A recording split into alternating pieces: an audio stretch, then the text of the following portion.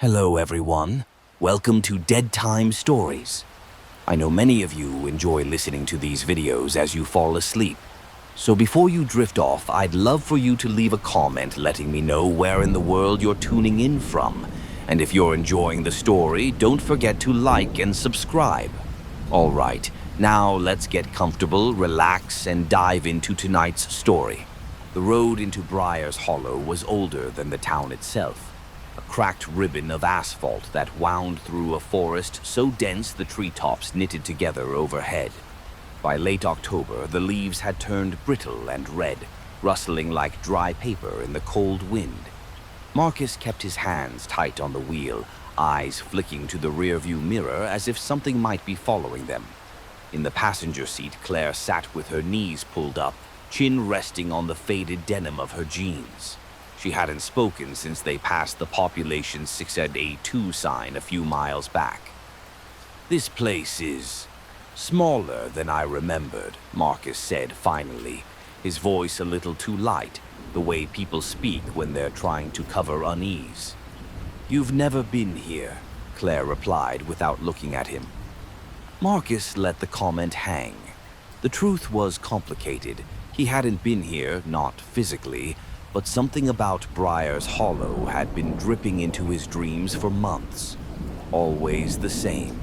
Dark woods, a flicker of pale faces between the trees, a church bell tolling somewhere deep in the mist, and always, the feeling of being watched. The first houses appeared like ghosts in the trees, leaning two-story relics with peeling paint and windows so dark they seemed blind. A lone figure stood at the edge of one yard, an old man in a long coat, staring as they passed. He didn't wave. Claire's voice was almost a whisper. "You feel it too, don't you?" Marcus swallowed. "Yeah, I feel it." They reached the inn just as the sky began to dim. The Hollow's only guest house was a sagging, shingled building with a faded sign swinging from one rusted chain. The Hollow Rest. The woman at the front desk had eyes the color of wet ash and a smile that didn't touch them. She handed over a brass key without asking for payment. "You're in room 6, she said, voice low. "Stay inside after dark. Keep the curtains closed. If you hear knocking, don't answer." Marcus stared at her. "Excuse me?" The woman blinked slowly, like a cat disturbed from sleep. "Best to follow the rules. Folks don't last long here if they don't." Claire took the key before Marcus could ask more. They climbed the narrow staircase, the wood groaning under their weight. Room 6 smelled faintly of cedar and dust. A single lamp cast long shadows on the wallpaper, which was patterned with faded roses. "Do you think she was serious?" Marcus asked. Claire didn't answer. She was at the window, fingers brushing the curtain aside just enough to peek into the street. Dusk had deepened into something heavier, almost viscous. The street lamps outside flickered and buzzed, their halos of light barely pushing against the darkness gathering between the buildings. Then Claire stiffened. "Marcus, someone's standing in the middle of the road." He joined her at the window. A figure, tall, unmoving, stood directly under the nearest street lamp. Its head tilted slowly upward, and even from here, Marcus could tell its face was wrong. The features were there, eyes, nose, mouth, but stretched somehow, as if drawn on wax and left too close to heat. The thing didn't move closer, but Marcus felt a chill crawl down his spine like icy fingers. Claire let the curtain drop. "Close it," she whispered, "and don't look again." Marcus locked the window, his heart hammering in his ears. But the moment the curtain swayed shut, the lamp outside went out. Somewhere, distant but clear, a church bell began to ring. The bell tolled 9 times, each strike echoing too long, as though the sound were being drawn out by something unseen. By the time the last note faded, Marcus realized he was holding his breath. Claire sat on the bed, knees pulled in again, eyes fixed on the door. That's not just some local weirdo, she murmured. It felt wrong, like it was looking straight through me. Marcus tried to steady his voice. We're just tired. Long drive, creepy town, and that woman downstairs clearly likes spooking guests. But as he said it, the words felt hollow. A soft, rhythmic sound interrupted his thoughts. At first, he thought it was the old pipes in the walls, but then he realized it was coming from the hallway. 3 slow knocks, evenly spaced, each one vibrating faintly through the wood of their door. Marcus froze. Claire mouthed silently, "Don't answer." The knocks came again, louder this time. A pause. Then something else, like fingernails dragging down the length of the door in one long, deliberate scrape. Marcus glanced toward the peephole, his curiosity an itch under his skin. But the memory of the desk clerk's warning clung to him. He stepped back. The scraping stopped. Silence stretched, so complete Marcus could hear his own pulse. Then came a sound he would never forget. A whisper, close and wet against the other side of the door, speaking in a voice that sounded almost human. Marcus. His name, spoken slowly, savoring each syllable. Claire's hand shot out, gripping his wrist so hard it hurt. Her eyes were wide, almost glowing in the dim light. She shook her head frantically. The voice came again, more urgent. "Marcus, let me in. You left me out here." Marcus's throat tightened. "What the hell?" "Don't," Claire hissed. "It's not them." The floorboards outside creaked as though whatever it was had shifted its weight. Then footsteps, slow, dragging, moved away from the door, fading toward the far end of the hall. They didn't speak for a long time. Finally, Marcus moved to the window and dared to peek between the curtains. The street lamp was back on. The road was empty. No figure, no movement. But way down the street, just beyond the reach of the last pool of light, he thought he saw something pale slip into the trees. The next morning, the hollow looked different, almost normal. Sunlight filtered through the clouds, making the weathered building seem quaint rather than foreboding. The woman at the desk didn't ask about their night. She just slid a basket of rolls across the counter and said, "You'll want to visit the church before sundown. People will start to notice you otherwise." Marcus frowned. "Notice us?" She didn't answer. They walked through the narrow streets, past shuttered shops and crooked fences, until the church rose before them at the far end of Main Street. Its steeple leaned slightly, and the white paint was peeling to reveal black wood beneath. The bell tower's shadow stretched long and sharp across the cemetery beside it. Inside, the air smelled of candle wax and something metallic. Old blood, Marcus thought, before shaking it off. The pews were empty except for a single man seated near the front. His head was bowed, but as they entered, he lifted it slowly. His face was deeply lined, his eyes watery blue. "You shouldn't have come here," he said. Claire stepped forward. "Why not?" The man's lips trembled. "Because they already know your names." The man's voice was soft, almost reverent, but the weight behind it made Claire's skin prickle. Marcus took a cautious step closer. "Who's they?" The old man didn't blink. "The hollow ones. They hear the bells. They smell the new ones when they cross the border into town. You've been marked since the moment you arrived." Claire's throat tightened. "Marked for what?" His gaze drifted toward the stained glass windows where sunlight filtered through in warped reds and blues. "They take what they need. Sometimes it's years from now. Sometimes it's the very next night." Marcus glanced toward the altar. "Why the church? You're saying this is supposed to protect us?" "It's the only place they can't come," the man replied, though his voice carried no conviction. "But you'll have to leave before sundown. They'll wait for you then. They always do." Before Marcus could respond, the man stood, joints creaking, and shuffled toward a side door. He didn't look back. The sound of his footsteps faded into silence, leaving them alone in the cold, dim nave. Claire's fingers dug into Marcus's arm. "We need to go, now." They stepped outside, the afternoon light already weaker, shadows stretching unnaturally long across the ground. Marcus's stomach twisted. Had the sun really sunk so low that quickly? The walk back to the hollow rest felt different than the walk there.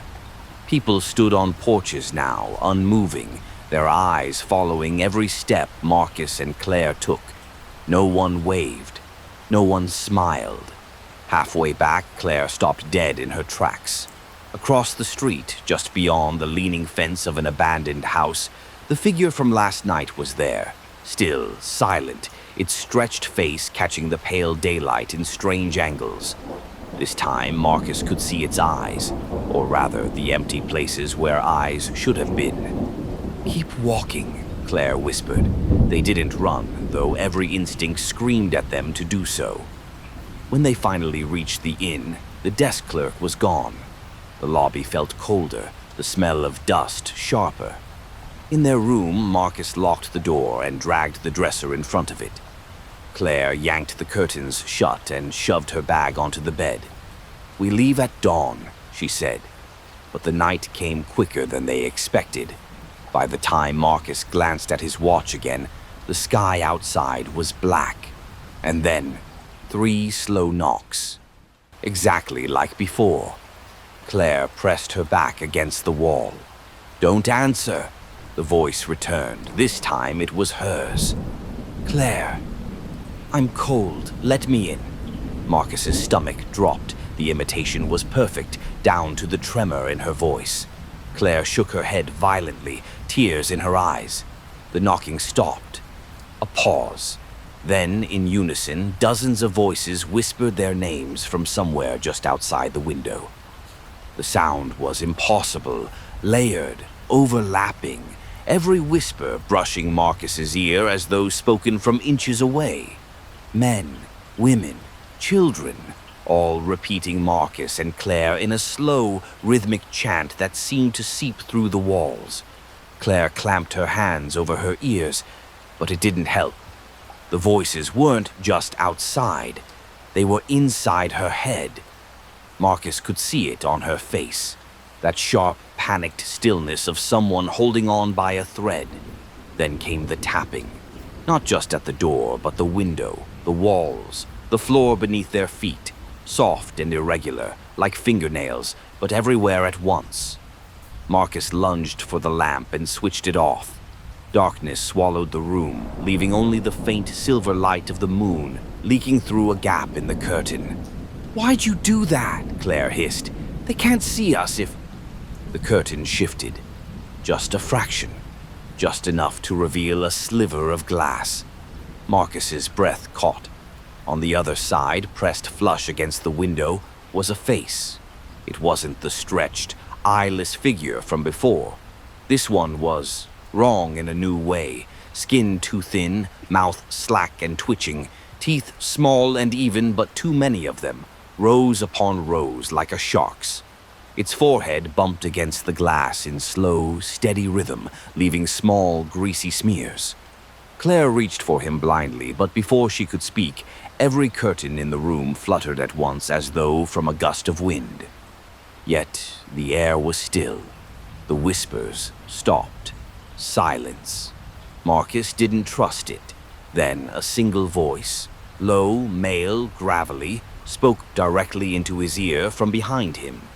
"You'll open the door before sunrise." He spun, but nothing was there. Claire's nails dug into his arm hard enough to draw blood. They didn't sleep. Morning came pale and colorless. The street outside was empty, though Marcus thought he saw the barest ripple in the air, like heat haze, in the spot where the figure had stood before. They packed quickly, deciding against breakfast, against checking out. The car felt like salvation when Marcus slid into the driver's seat, but when he turned the key, nothing. Not even a click. Claire's eyes darted to the rearview mirror. "Marcus," he turned. At the far end of the road, dozens of figures now stood in a line. Stretched faces, eyelash sockets, slack mouths, unmoving, silent. They didn't approach. They didn't have to. Marcus felt it in his bones. They could wait. Claire's voice was barely a whisper. "We can't stay another night." But as the church bell began to toll again, he realized with a sinking dread that they might not have a choice. The bell's first toll was deep and hollow, shivering through the air like a physical thing. With each strike, the line of figures at the end of the road seemed to waver, their shapes blurring at the edges, as though they were ripples in water. Claire gripped the dashboard. "Drive. I don't care if we have to push it. Just drive." Marcus shoved the gear into neutral, both of them jumping out. The cold air hit him hard. The wind smelled faintly of damp earth and something metallic, like the inside of an old coin purse. They leaned into the car, forcing it to roll. The asphalt groaned beneath the tires, every inch a battle. But as soon as the bell tolled a fifth time, Marcus noticed something. No matter how hard they pushed, the inn remained in his peripheral vision. It was impossible, but they weren't getting farther from it. Claire noticed too. "It's not working." Her voice cracked. The line of hollow ones stood perfectly still, but the space between them and Marcus seemed shorter now. Marcus's hands were trembling. "Back inside, we need—" The bell rang again, a sixth time. The figures twitched, as if a string had been pulled through them all at once. Their heads jerked toward Marcus and Claire, eyeless faces tilting in perfect unison. Claire grabbed his arm, dragging him toward the church. It was the only place the old man had said they couldn't come, and right now that was enough. They ran, feet pounding the cracked street. The bell rang the seventh time. Marcus didn't dare look back, but he could hear them now, wet, uneven footsteps, dozens of them, dragging and snapping against the ground. The eighth toll.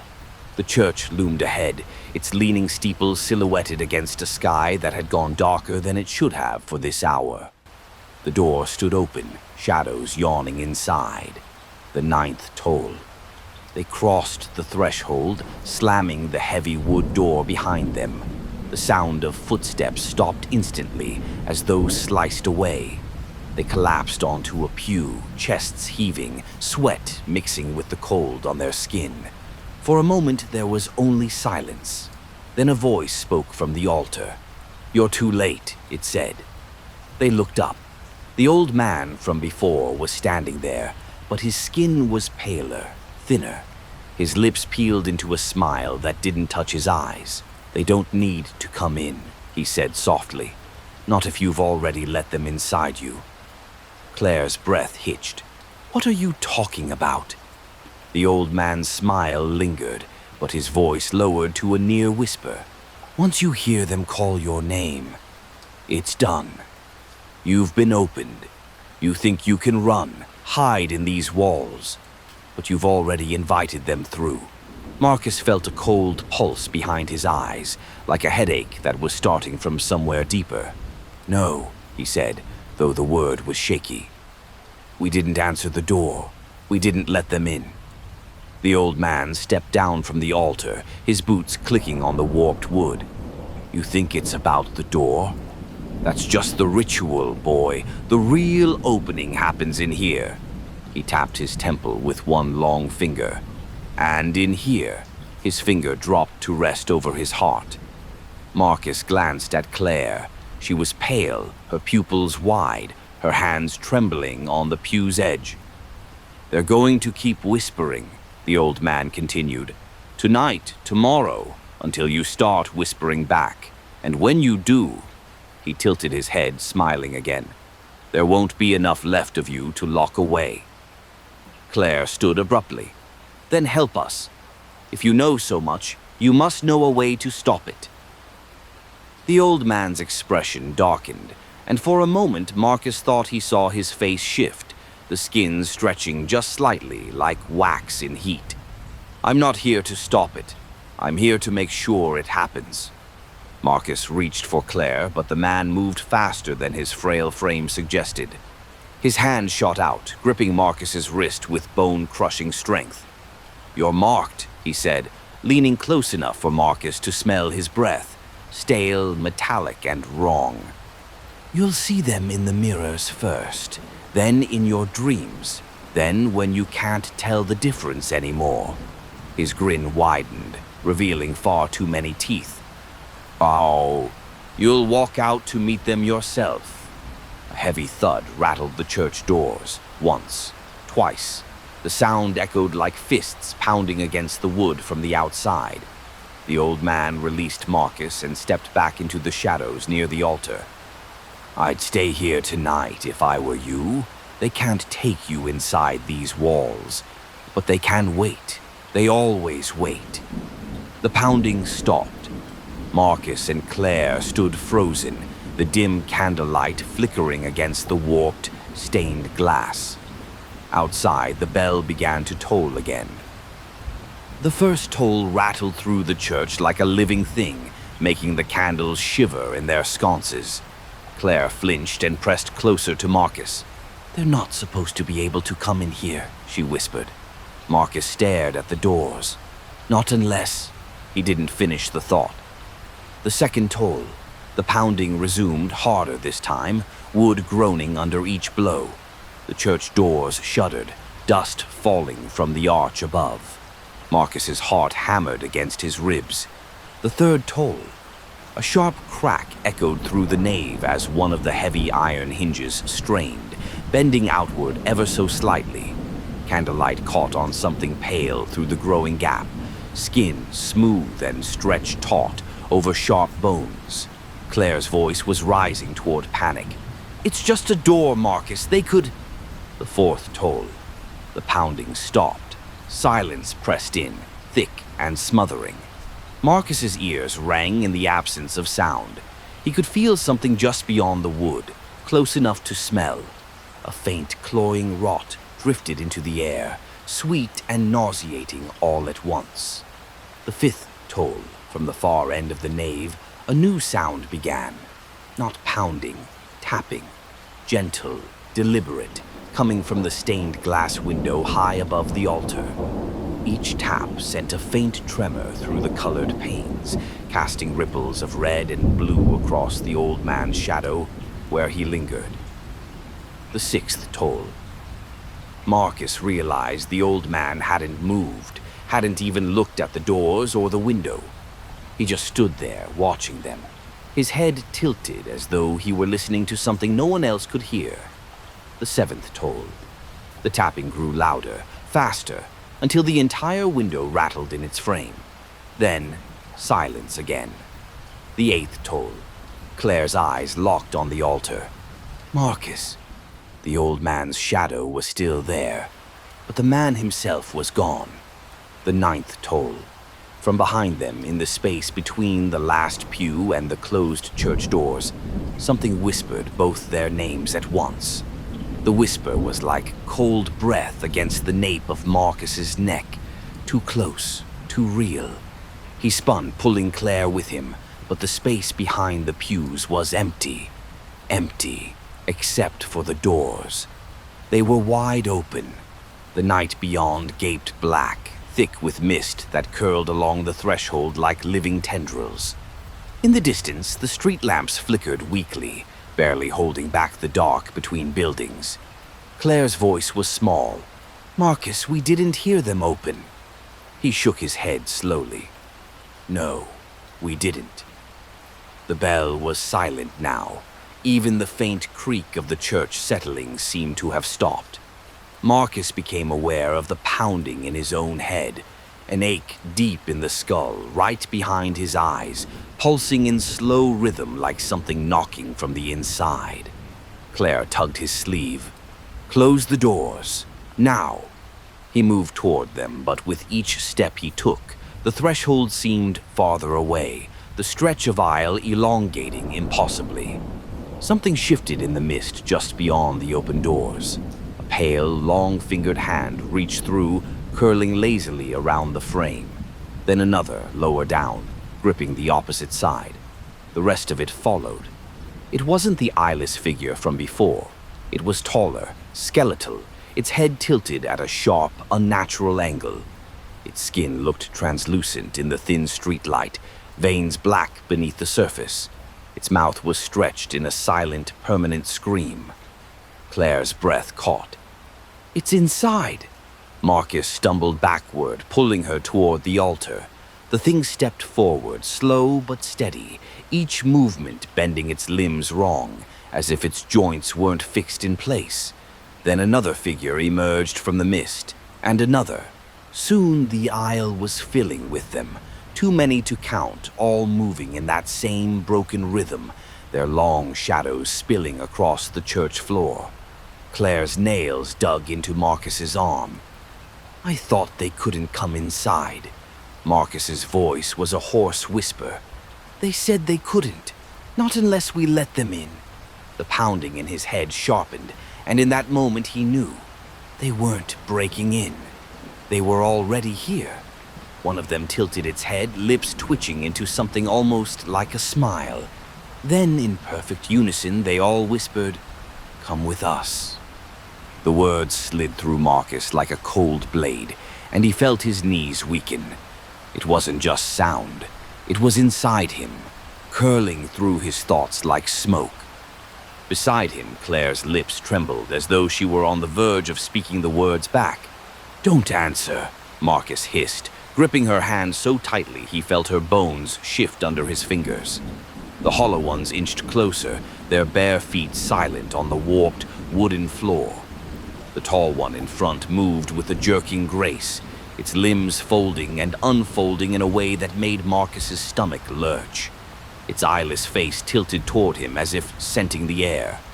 Marcus backed them both toward the altar, his gaze darting for anything that might be a weapon. His eyes caught on the heavy brass candle holder near the steps. He grabbed it with both hands, the weight almost comforting. The nearest figure paused as though curious. Marcus swung. The metal connected with a wet, cracking sound, the thing's head snapping sideways at an impossible angle. It staggered, but didn't fall. Slowly, deliberately, it reached up and straightened its head with a sickening pop. Claire let out a strangled sound, part sob, part gasp. "We can't fight them!" The others moved now, spreading out in a slow arc, hemming them in. The aisle behind was already a wall of pale, shifting bodies. The pounding in Marcus's skull intensified, each throb a single word. "Come." His vision wavered at the edges. Claire was swaying beside him, her grip on his hand loosening. "No," he growled through clenched teeth, turning toward her. "Stay with me. Right here. Don't listen." But her gaze had gone glassy, her pupils swallowing the color from her eyes. Her lips parted. The tallest hollow one stepped forward, its long fingers outstretched toward her face. Marcus reacted without thinking, shoving Claire behind him and raising the candle holder again. Then, suddenly, the church bell tolled. One deep, thunderous strike. The hollow ones froze. Every single one turned its head toward the sound, and in that moment of stillness, Marcus saw something strange. Their shapes flickered, becoming translucent for the briefest second, as though they were shadows cast by something much farther away. The second toll rang out, and the tallest one smiled. The smile wasn't wide, it didn't need to be.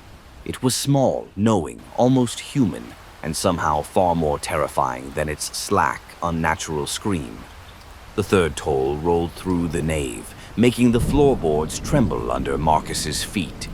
The hollow ones didn't advance.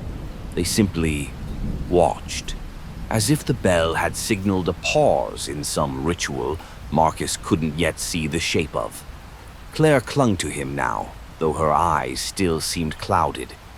"Marcus," she whispered, I think they're waiting for the 9th toll." He swallowed hard. "What happens on the 9th?" She shook her head slightly, like she wasn't sure if she was answering him or the voices in her head. "That's when the door closes. If we're on the wrong side—" She broke off, shivering. "The 4th toll." Marcus forced his mind to work. The church doors were still wide open, the mist rolling in thicker now, blurring the shapes of the figures outside. The air smelled heavier, like damp stone and something rotting under leaves. The fifth toll. The hollow ones shifted, not forward, but outward, clearing the center aisle between Marcus and the doors. It wasn't an act of mercy. It was an invitation. Claire's breathing grew shallow. They want us to walk out. The sixth toll. Marcus tried to pull her back toward the altar, but the moment he did, something unseen tightened around his chest. It was like an invisible cord, pulling, not his body, but his will. The seventh toll. Claire took a step forward. Marcus yanked her back, but her legs moved as if pulled by strings. Her expression was slack, lips moving silently. He could guess the word she was mouthing. Come. The eighth toll. The tall, hollow one's head tilted in satisfaction. It stepped aside, leaving a clear view through the doors into the blackened street beyond. The mist swirled and parted, revealing something faintly glowing far away. Soft, golden, warm. Home. Marcus's heart lurched. It was his street, his house. The light from his living room spilling into the night. He could almost smell the coffee on the counter, hear the faint hum of the fridge. The ninth toll. Claire moved first. Claire! Marcus lunged, catching her wrist just as she stepped past the last pew.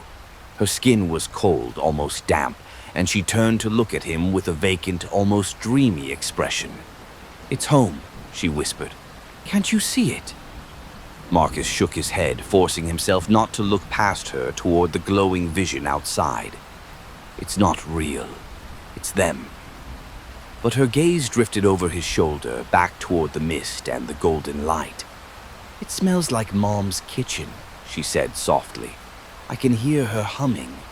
Marcus pulled harder, trying to drag her away from the open doors, but the hollow ones shifted around them again, still silent, still unmoving, yet somehow blocking every step that wasn't toward the exit. Their eyeless faces seemed to lean in, as if watching a long-awaited choice being made. Claire, listen to me, he said, voice sharp now. If you walk through that door, you won't come back. You know that. Her lip trembled, but her body still leaned toward the light. The invisible pull on Marcus's chest grew stronger, dragging him forward now, urging him to follow her. And then the tall, hollow one stepped between them. It didn't touch him, just leaned close enough that Marcus could see the faint pulse of black veins beneath its translucent skin. Its mouth moved without sound, but Marcus felt the words in his head. It's already begun. A sudden crash rang through the nave. One of the stained glass windows behind the altar exploded inward, showering the pews with shards of red and blue glass. The wind howled through the opening, snuffing the candles in an instant. The hollow ones froze again, heads tilting toward the broken window. Marcus seized the moment, yanking Claire backward with all his strength. Something moved in the shadows beyond the altar, a figure slipping through the broken window frame. It wasn't one of them. It was the desk clerk from the hollow rest. Her eyes locked on Marcus. If you want to live, follow me now. Marcus didn't hesitate. He dragged Claire toward the altar, weaving between the frozen hollow ones, their heads still angled toward the shattered window. They didn't reach for him, but their eyeless sockets seemed to track every movement. The clerk moved fast, her dark skirt snagging on a splintered pew as she hauled herself through the jagged opening. Come on, she hissed, holding out a hand. Marcus boosted Claire first, wincing as the broken glass scraped her arms. She tumbled into the cold night air outside, coughing. Marcus followed, the sharp edge of the frame slicing through his jacket sleeve and into his skin. The pain felt grounding. Outside, the mist was thicker than ever, curling around them like slow smoke. The church loomed behind, its steeple almost invisible against the black sky. Marcus could still see the open doors from here, the faint glow of the false home spilling out, and the silhouettes of the hollow ones, utterly still. The clerk grabbed his arm. "Don't look back. Don't listen. Move." They followed her into the dark, their steps crunching over gravel and wet leaves. Claire stumbled once, nearly falling, but Marcus caught her. The pounding in his head hadn't stopped. It was softer now, but steady, like a distant drumbeat. After several winding turns through narrow, overgrown paths, the clerk led them to a low, squat building Marcus hadn't noticed before. It looked abandoned, boards nailed haphazardly over most of the windows. She kicked open the warped door and ushered them inside. The smell of dust and mildew was thick, but it was warmer than outside. She shoved the door closed and locked it with a heavy iron bolt. Marcus finally caught his breath. "You knew we were in trouble." She gave a humorless smile. "Everyone who comes here is in trouble." Claire's voice was shaky. "Why help us?" The clerk's eyes flicked toward the boarded windows. "Because the hollow ones aren't the only things you should be afraid of in this town, and if you want a chance to leave, you'll need to hear the rest of it before sundown tomorrow." Marcus's skin prickled. "The rest of what?" The clerk's smile faded completely. "The part about how you don't have much time before one of you stops being human. Claire stiffened, her hand finding Marcus's without looking. "What do you mean, one of us?" she asked. The clerk leaned against the wall, her shadow stretching strangely in the dim light. "It's how they work. They don't take everyone at once. They choose one, wear them down, hollow them out from the inside, then use them to lead the other back when the time is right." Marcus's grip on Claire tightened. "And how do they choose?" The clerk's gaze slid toward Claire. "They usually go for the one who listens more than they should." Claire flinched. "I didn't." She stopped, her voice faltering. It felt real, the house, my mom. They always make it feel real," the clerk said, her tone sharper now. "That's the hook. The more you let yourself believe, the more of you they can pull away. And once you cross the line," she snapped her fingers, "you're theirs." Marcus swallowed hard. "And you're saying this happens soon?" The clerk nodded slowly. "You've got one night, maybe two. After that," she looked directly at Claire, "she won't be standing next to you anymore." Claire's face had gone pale, but her voice was defiant. "Then tell us how to stop it." The clerk moved to a dusty cabinet and pulled out a battered, leather-bound book. The cover was cracked, the pages yellowed. She set it on the table between them and flipped it open to a drawing, crude but unmistakable. The hollow ones, sketched in black ink. "They've been here longer than the hollow," she said. "Older than the town, older than the church. The only thing that's ever worked is binding them to a vessel, a body, and burying it deep where they can't get out." Marcus frowned. "A vessel? Like a sacrifice?" The clerk didn't answer right away. Her eyes moved from Marcus to Claire, then back again. "The vessel has to be someone they've already marked, someone they've started hollowing." Claire's breath caught. "You mean me?" The clerk didn't deny it. From outside, faint at first, but growing clearer, came the sound of slow, deliberate knocking. Not at the door, but on every wall of the building at once. The knocks came in no rhythm Marcus could recognize, some fast, some painfully slow, but they never overlapped. It was as if dozens of them were taking turns, circling the building. Claire backed away from the wall, her arms wrapped tightly around herself. "They know we're here." The clerk's expression didn't change. "They always know." She moved to a shelf near the back and began pulling down small glass jars filled with strange contents.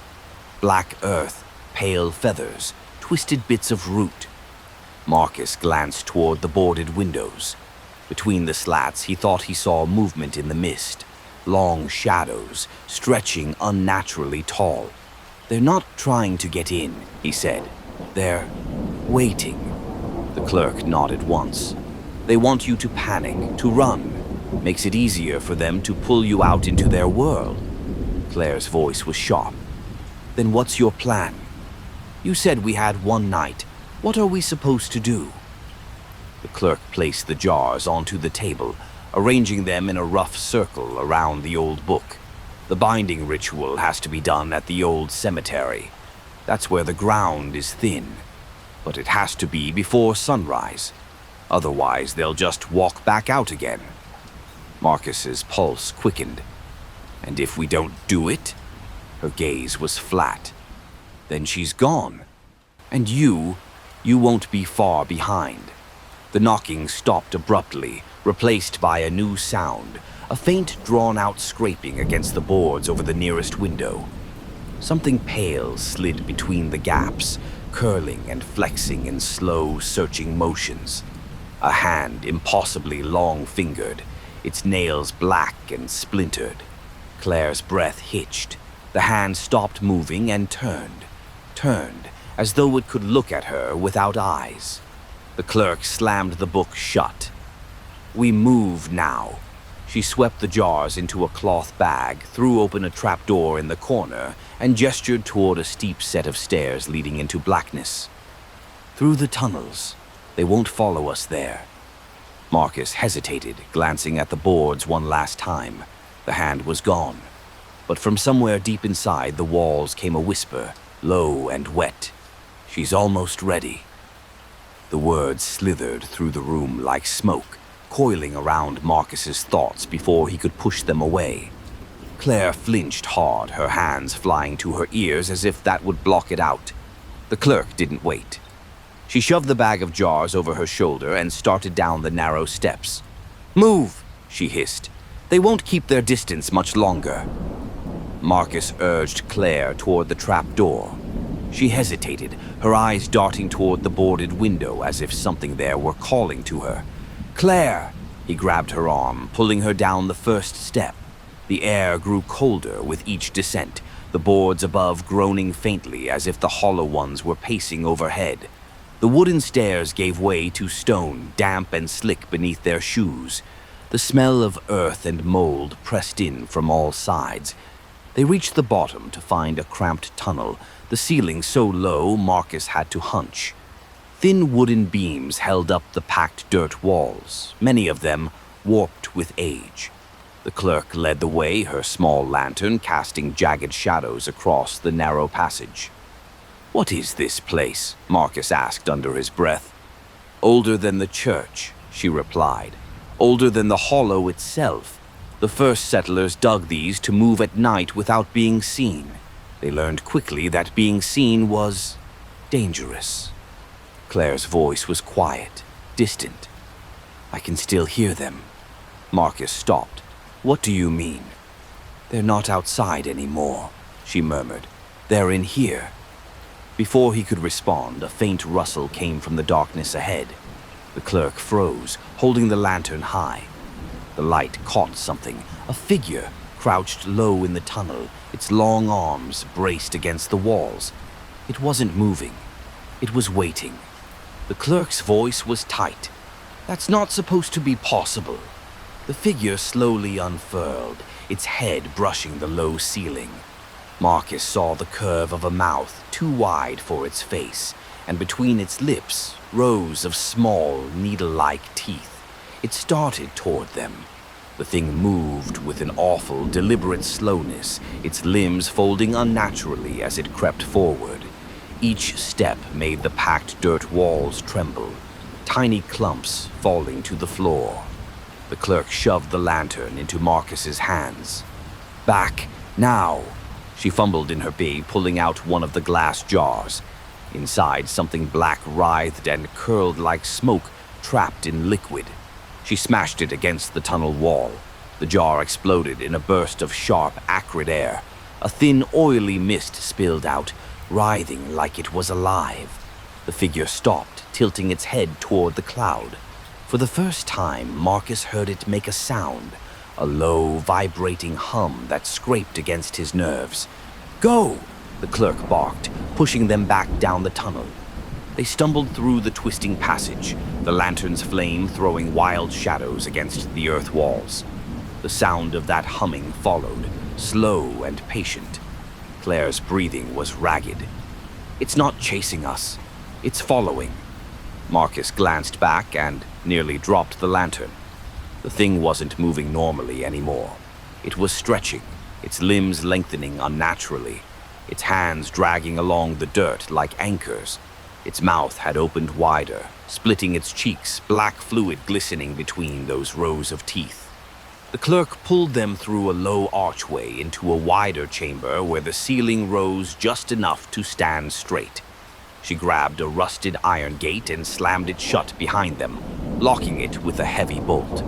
"They can't pass iron," she said, her voice trembling.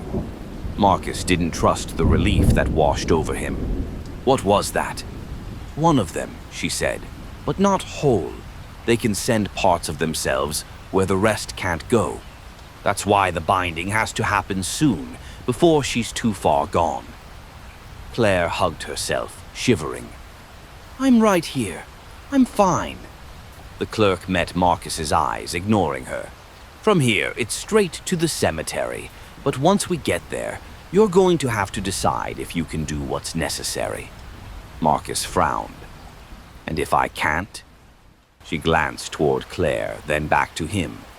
"Then you'll leave here alone." From behind the iron gate, something began to laugh, soft, dry, and far too human. The laughter slithered through the chamber, curling around Marcus's spine. It wasn't loud, just steady, unbroken, as though the thing on the other side of the gate had all the time in the world. Claire's voice was brittle. "It sounds like me." Marcus turned sharply toward her. "No, it doesn't. Don't." "It does," she insisted, her tone edging toward panic. "It's my laugh, I swear to God. Marcus, it's—" "Claire," the clerk cut in sharply.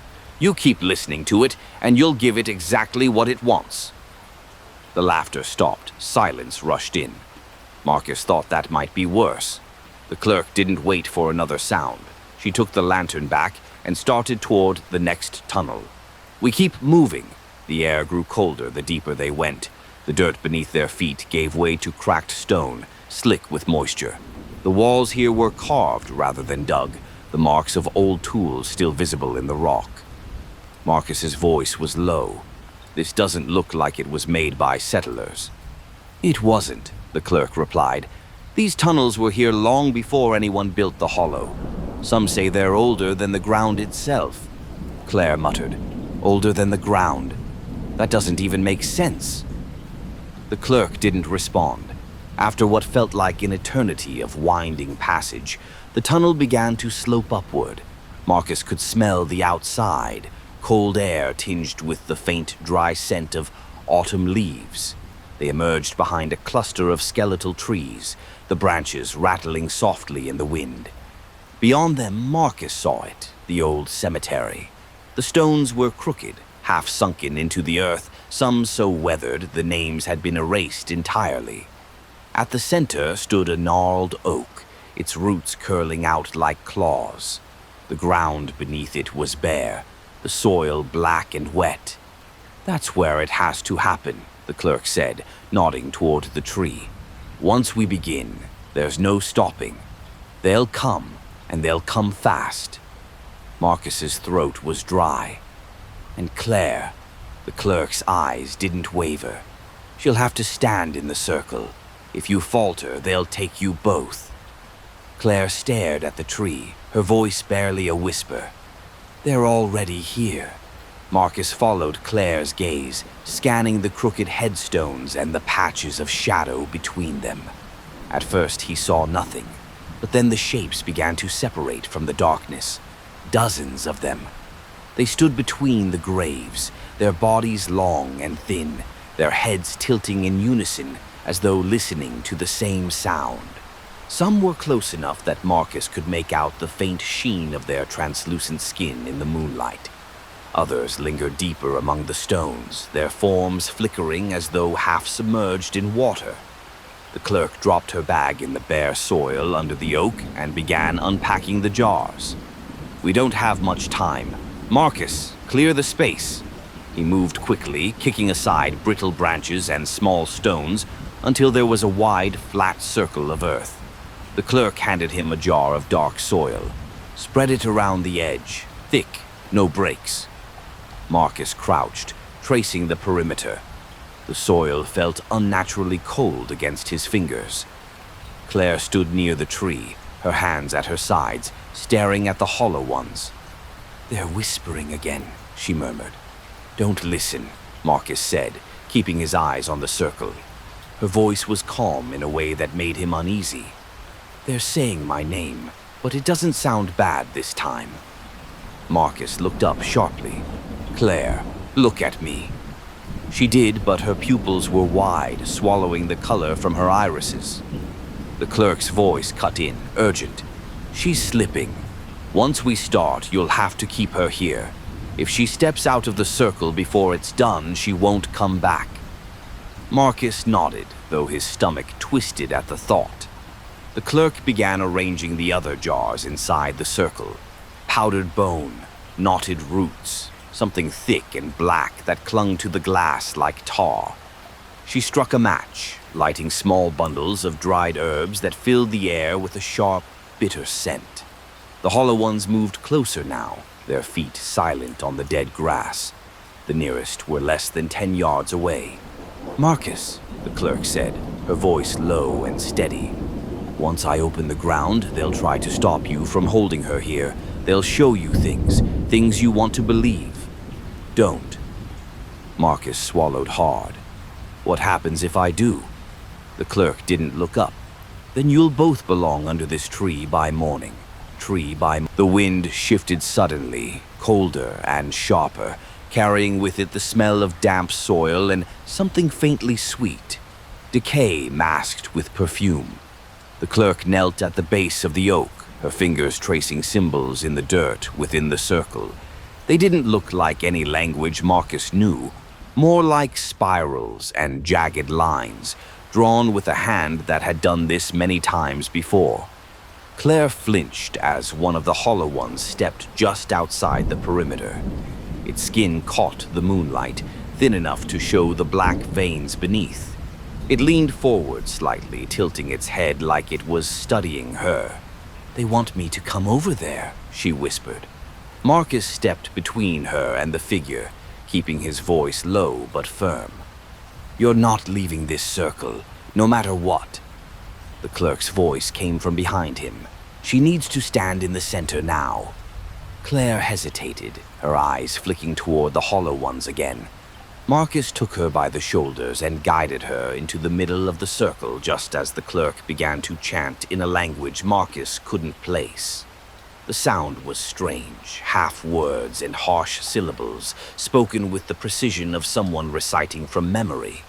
The ground beneath the oak began to tremble, and the soil inside the circle darkened, dampening as though something beneath was rising. The hollow ones didn't rush the circle. Instead, they began to move in slow, perfect unison, forming a wider ring around them. Their heads all tilted at the same angle, their eyeless faces reflecting the faint glow from the burning herbs. "Marcus," Claire's voice had gone soft again. "They're showing me the kitchen, the yellow curtains, the sound of Mom's radio." "Claire," he turned to her, gripping her arms tightly. "That's not real. Look at me." She met his eyes for a moment, but then her gaze shifted past him. Her lips curved into a small, almost dreamy smile. Marcus felt a prickling at the back of his neck, like someone breathing against his skin. He didn't turn. He knew if he did, he'd see his own version of that glow. The ground's shaking intensified, and the clerk's chanting rose faster now. The black soil under Claire's feet split in a jagged line. From the other side of the circle, one of the hollow ones stepped forward, its mouth slowly opening until the skin at its cheeks began to tear. The clerk's voice sharpened. "Marcus, hold her now!" Marcus lunged, wrapping his arms around Claire's waist, just as her body leaned toward the gap in the circle. She struggled, not violently, but with a strange, lazy strength, like someone half asleep trying to follow a dream. "Let go," she murmured. "I need to see her." "You're not seeing anyone," Marcus growled, tightening his grip. The hollow one at the edge of the circle crouched low, its hands splayed against the dirt, long fingers twitching. Black saliva dripped from its mouth, sizzling when it hit the soil barrier. The smell was acrid, burning Marcus's throat. The clerk's chant rose to a shout, each word jagged and deliberate. The air inside the circle thickened, humming with pressure. Marcus felt it in his bones, a low vibration that made his teeth ache. The split in the soil widened, and something began to emerge, an arm, pale as bone, but wrong. The joints bent the wrong way, the fingers clawed and far too long. It clawed upward, grasping at the air as though searching for a host. Claire's eyes locked on it. "She's reaching for me." Marcus yanked her back a step, but the thing in the earth shifted toward her, drawn like a magnet. The hollow ones beyond the circle swayed in unison now, their whispering growing louder, more insistent. The clerk's voice cracked. "It's choosing her. You have to keep her inside until the seal is done." The pale arm writhed higher, followed by a second, then the faint suggestion of a head, featureless except for a vertical slit where a mouth should be. From it came a thin, wet hiss that made Marcus's skin crawl. Claire jerked violently in his grip, her nails raking across his arms. "Let me go! I have to go to her!" "No!" Marcus shouted. "You go out there! You're gone!" The hissing grew louder, overlapping with the hollow one's chorus. The air in the circle seemed to twist, the moonlight warping, bending toward that slit-mouthed face rising from the soil. The clerk's chant reached a final shuddering crescendo. The thing screamed, not loud, low, like the sound of the earth itself tearing apart. And in that moment, every hollow one stepped forward at once. Forward. The ground outside the circle rippled as if the cemetery itself were breathing. The hollow ones closed the distance in a slow, unstoppable wave, their movements perfectly synchronized. Marcus tightened his grip on Claire, bracing for them to cross the barrier. They didn't. Instead, they stopped just at the edge of the black soil, their bodies swaying gently as though moved by a wind Marcus couldn't feel. One by one, they knelt, long limbs folding at unnatural angles, until all of them were pressed low, their eyeless faces tilted toward the pale, slit-mouthed thing rising from the ground. Claire's voice was shaking now. "Marcus, they're bowing to it." The clerk's eyes never left the thing in the center. "It's their master, their source. We bind it. We bind them all." The soil surged upward, swallowing the pale body halfway, then spitting it free like the ground itself rejected the presence. Its limbs were too long, its torso impossibly thin, its movements sharp and jerking like a marionette. The slit mouth stretched wider, and a sound poured out, their names, spoken in dozens of voices at once. Claire whimpered, "That's me. That's you. That's every—" Marcus clamped his hand over her mouth. "Don't listen." The clerk pulled a final jar from her bag, its contents swirling like black smoke caught in liquid. She smashed it into the open soil at the thing's feet. The smoke erupted upward, curling around the pale figure like chains. The hollow ones rose instantly, their heads snapping toward her. Their bodies leaned forward in unison, as if testing the circle's edge. Marcus felt the pressure in the air spike, crushing against his chest. Claire writhed in his grip, her muscles tightening unnaturally. Her eyes rolled back, and a deep, guttural voice, not hers, spoke through her lips. "Release her or take her place." The pale thing lunged toward them, its chain of smoke straining, the ground shaking violently beneath. "Marcus!" the clerk shouted.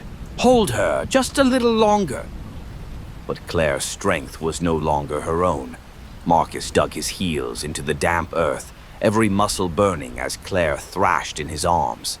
Her skin felt fever-hot now, almost pulsing with each twist of her body.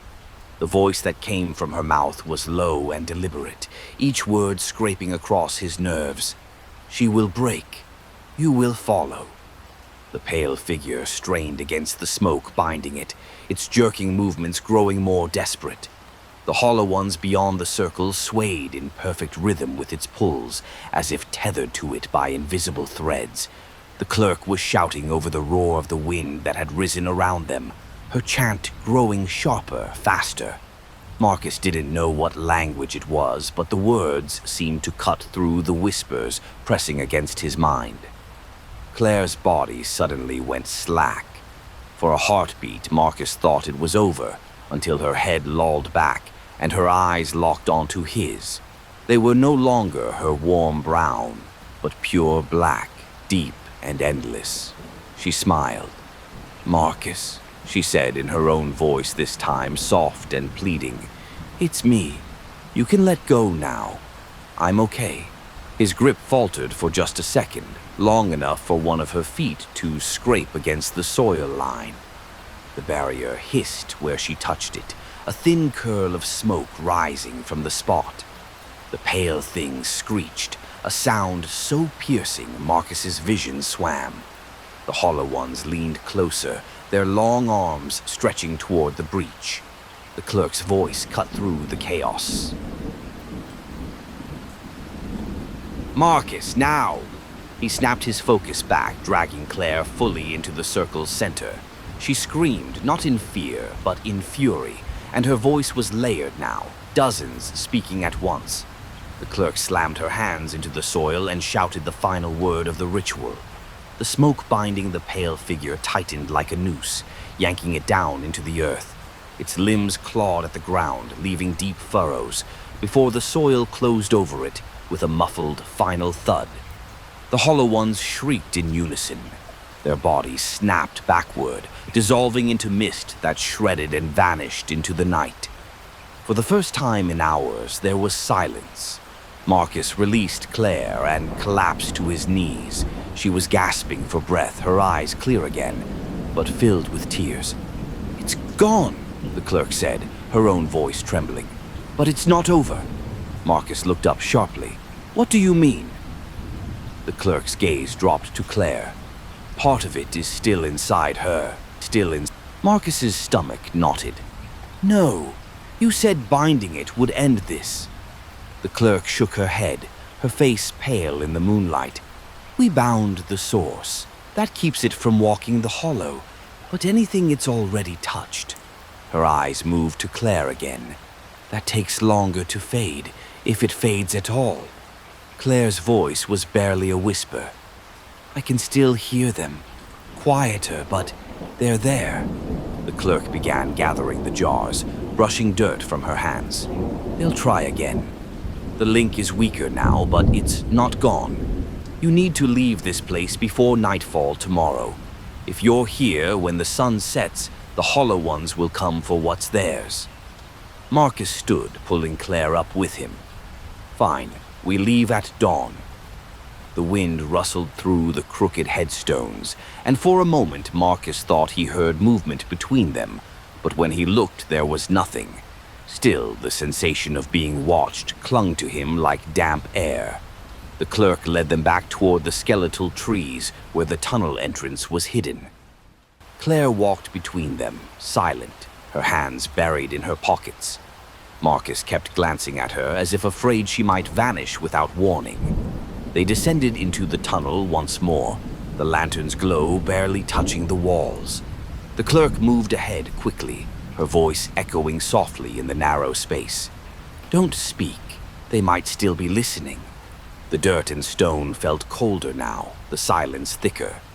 It wasn't until they were nearly halfway back that Marcus realized he couldn't hear Claire's footsteps behind him. He spun. She was standing just out of the lantern's reach, staring back the way they'd come. "Claire?" Her voice was calm, too calm. "They're not gone, Marcus. They're waiting for us in the road." Marcus stepped toward her, but she stepped back, deeper into the shadows. Her face was barely visible now, her eyes reflecting the lantern light in a strange, glassy way.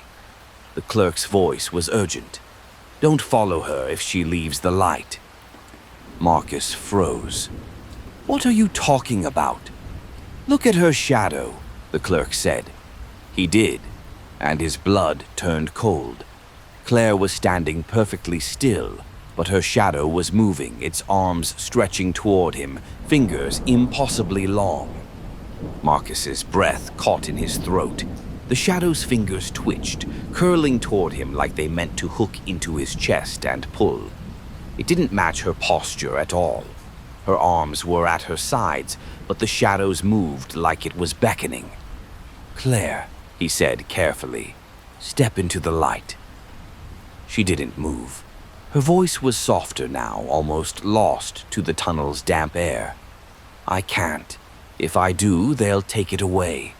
Marcus took a slow step forward. "Take what away?" Her lips curved into the faintest smile.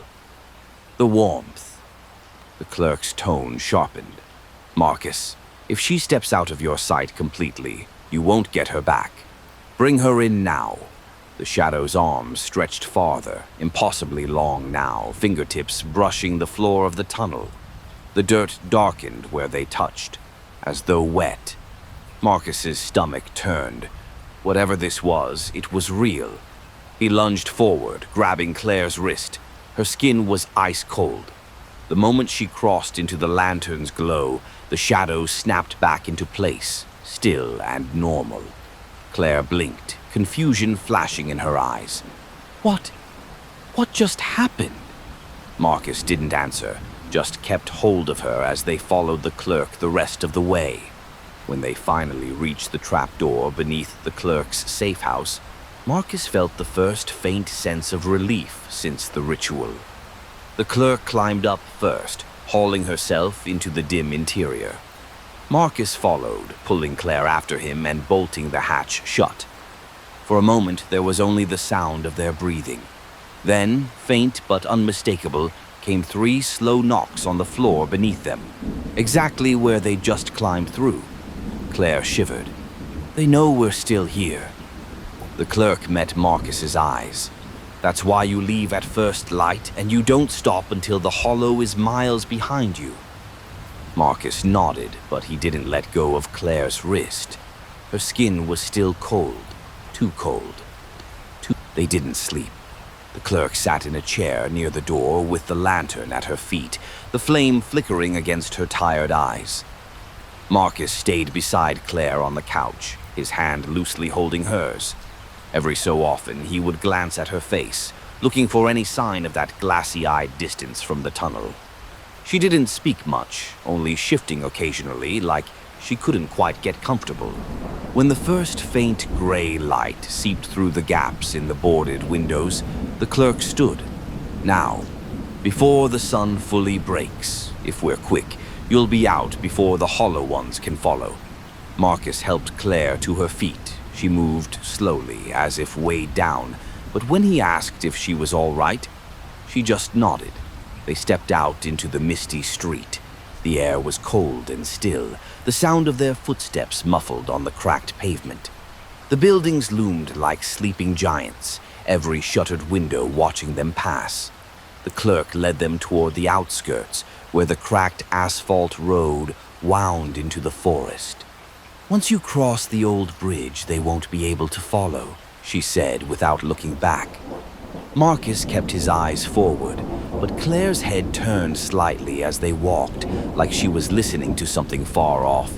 He tightened his grip on her hand. They reached the edge of town where the road narrowed, the trees pressing closer on either side. The bridge came into view, wooden, warped, its railings leaning toward the dark water below. "Cross it quickly," the clerk said. "Don't look down." Marcus started forward with Claire, but halfway across she stopped. "They're here," she whispered. Marcus looked back toward the town. The mist was thicker now, rolling between the buildings. And in that pale sea, dozens of dark shapes were forming, long-limbed, swaying gently, watching. Claire, he said, pulling at her arm. "We're almost out. Keep moving." But she didn't move.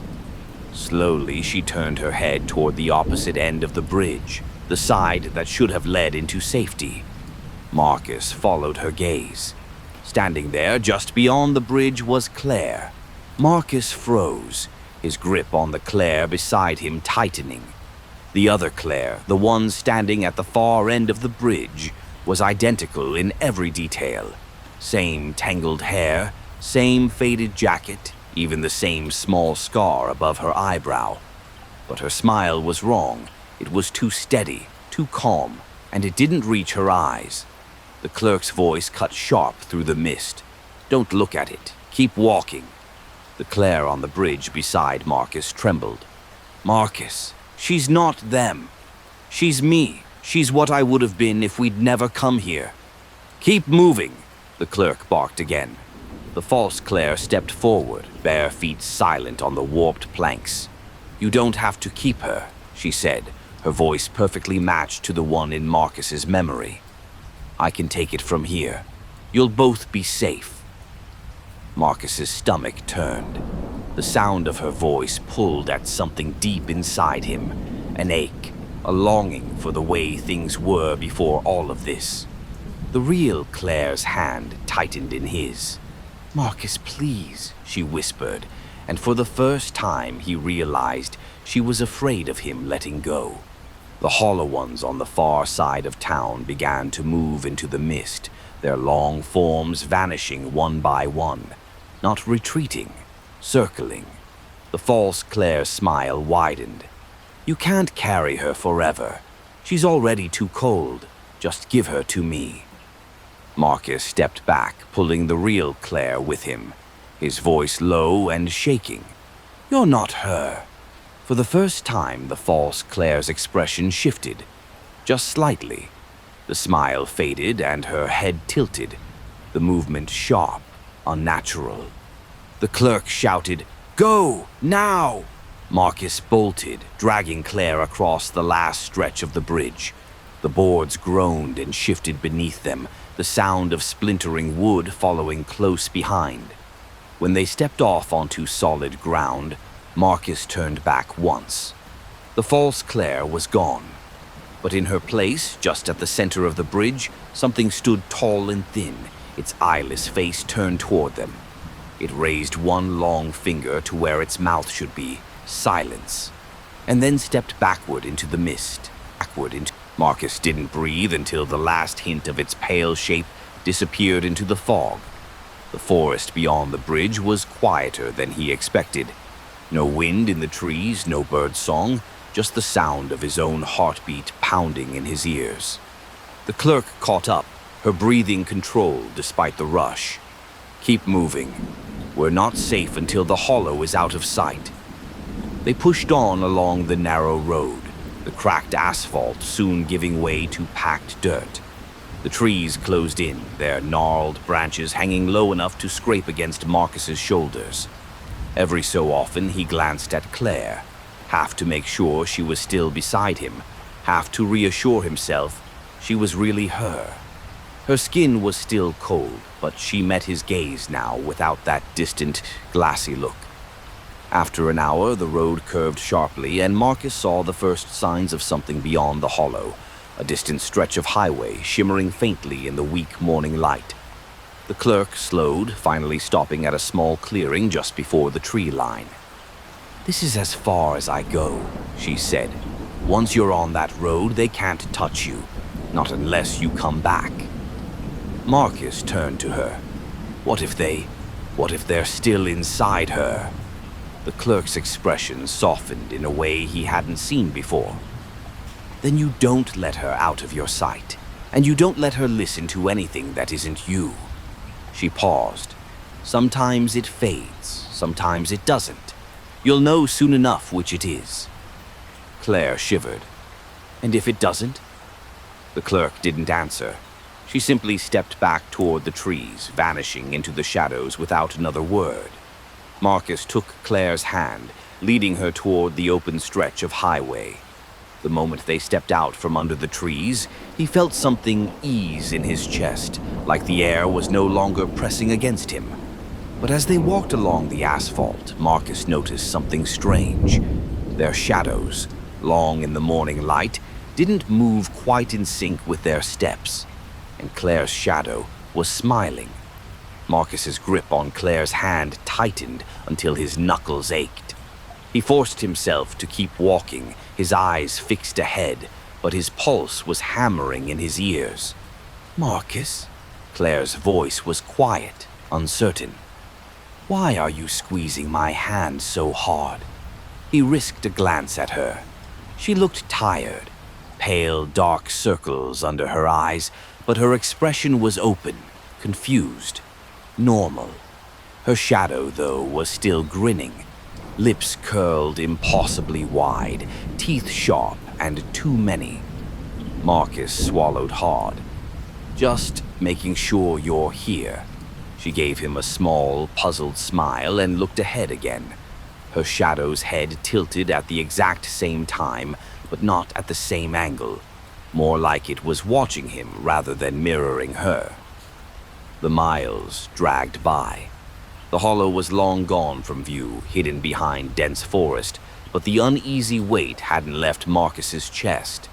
Every time the road curved and sunlight shifted, he caught small, wrong movements in her shadow. A hand twitching when hers was still, a slight lag before following her steps. By the time a lone gas station came into sight on the horizon, Marcus was sweating despite the chill air. They stepped inside, the bell over the door jangling. The clerk behind the counter, an older man with thick glasses, looked up and gave them a polite nod. "You two look like you've been walking forever." "Something like that," Marcus said, leading Claire toward the back where the restroom signs hung.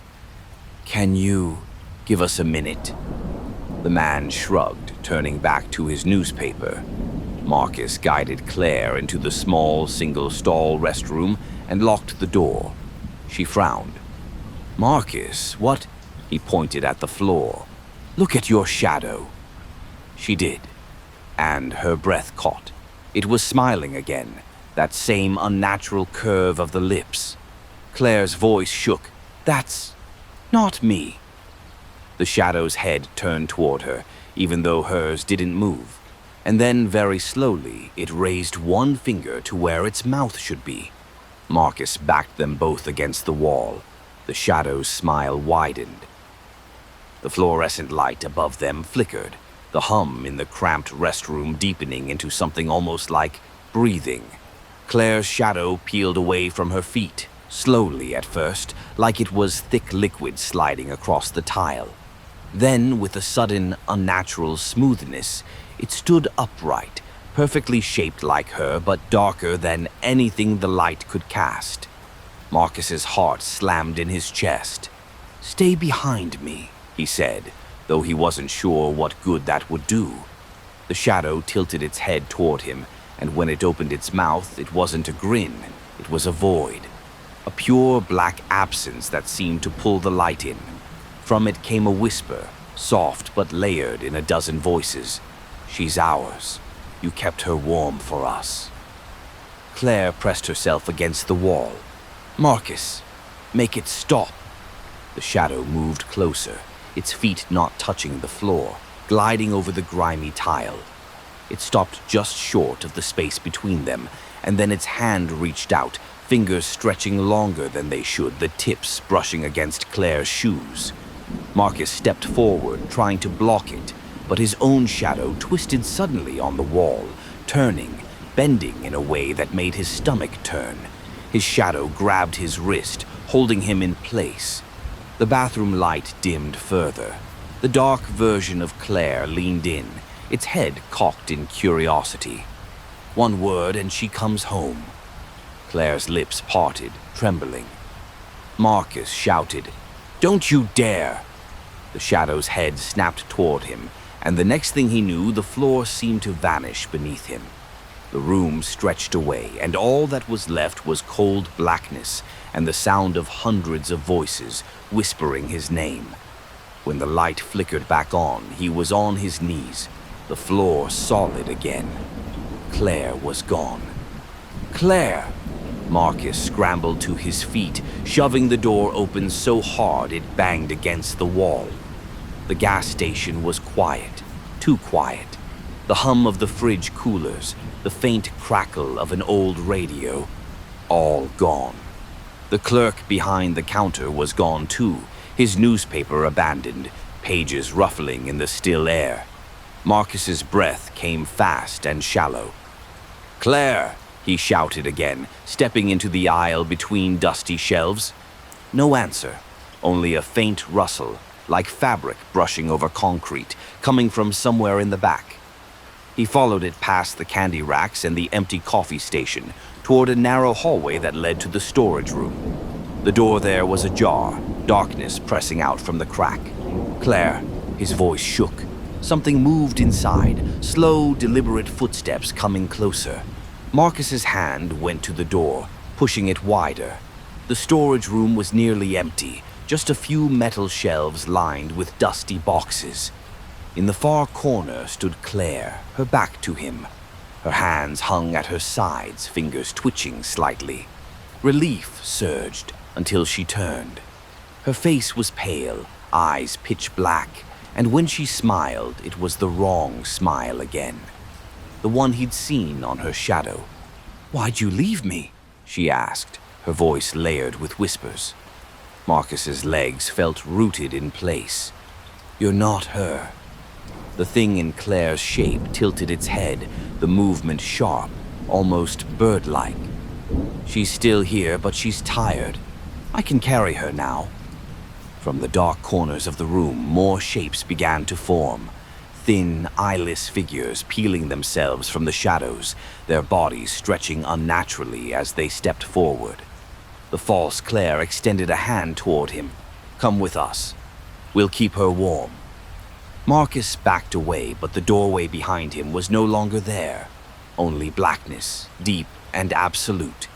The shapes closed in, and the air grew thick with the scent of damp soil and something faintly sweet. The last thing he heard before the dark swallowed him was Claire's voice, soft, distant, whispering his name. The darkness wasn't just absence, it had weight.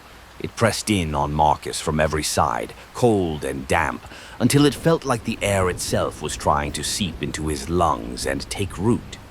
Somewhere ahead, a pale glow flickered, far away but steady. He stumbled toward it, the ground beneath his feet soft and uneven, like damp moss. His steps made no sound. The glow resolved into a narrow corridor, the walls slick and pulsing faintly, as if alive. The whispers began again, hundreds of them, overlapping, weaving in and out of his thoughts, until he couldn't tell where his own ended and theirs began. "This way. She's waiting. Don't make her wait in the cold." Marcus gritted his teeth, forcing himself to keep moving. The corridor opened into a vast, dim chamber. In the center stood Claire, or what looked like her, barefoot, wearing the same clothes as before, but her skin seemed thinner, stretched too tightly over her frame. Her hair floated slightly as if in water. She smiled when she saw him. "You came," Marcus swallowed. "Where are we?" "In between," she said softly, tilting her head toward the shadows that pooled around her feet. "They showed me. It's not so bad here. No cold, no hunger, no fear." "You're not staying here," Marcus said, stepping toward her. The moment his foot crossed the shadow at her feet, the ground gave way beneath him.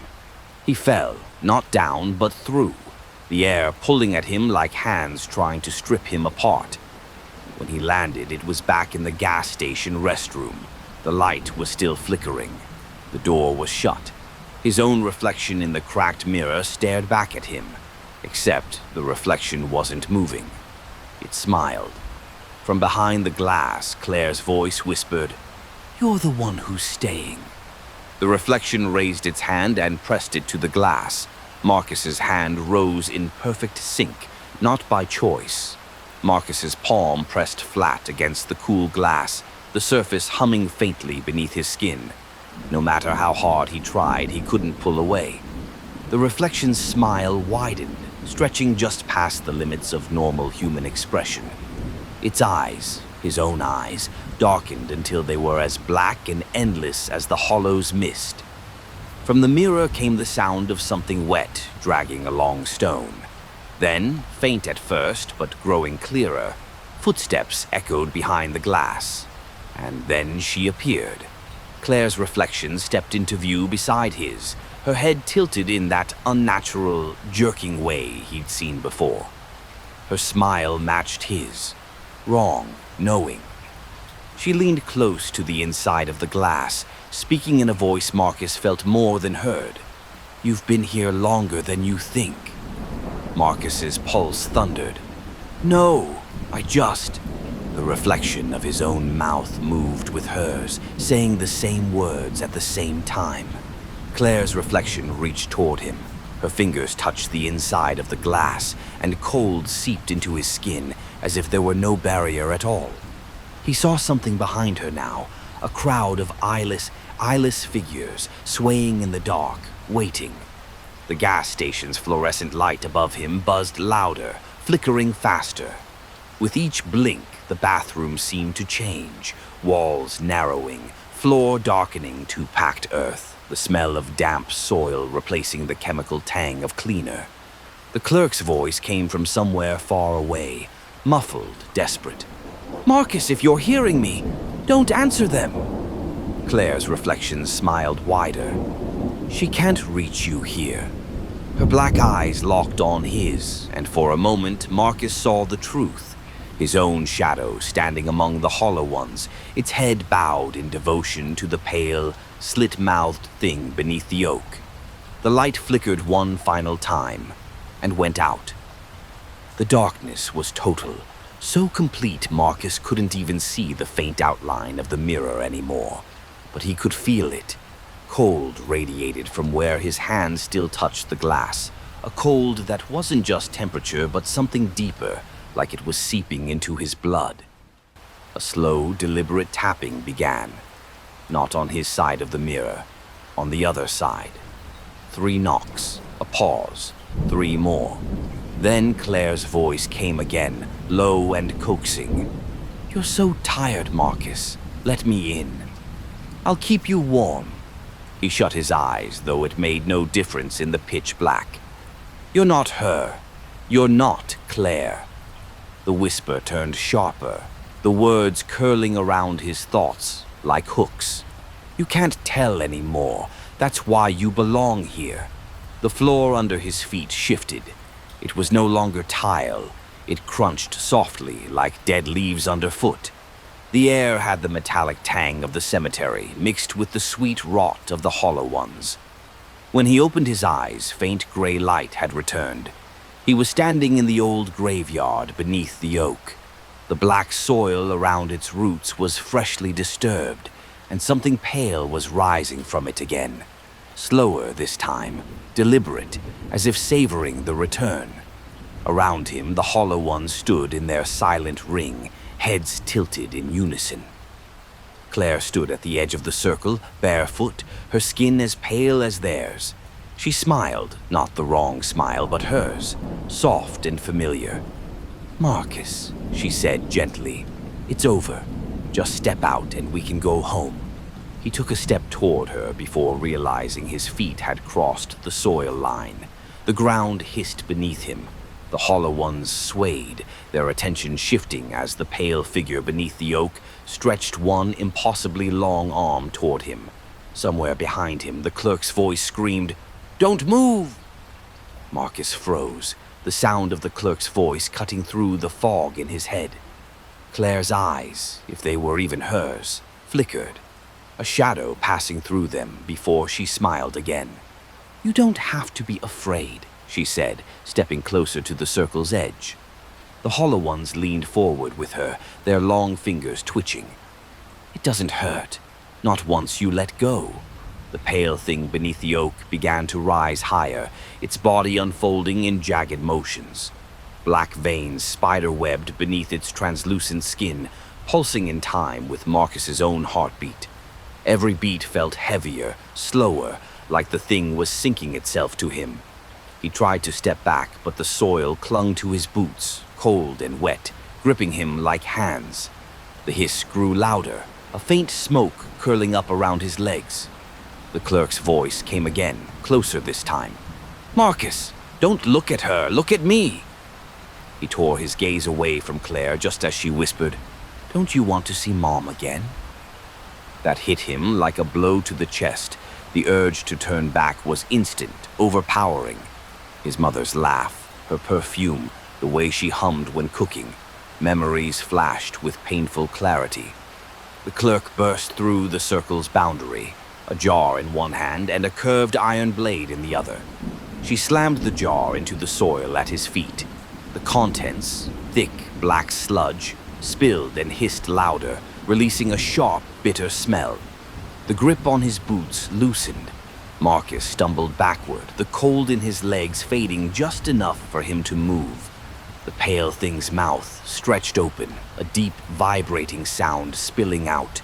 Anger, hunger, and something like amusement all at once.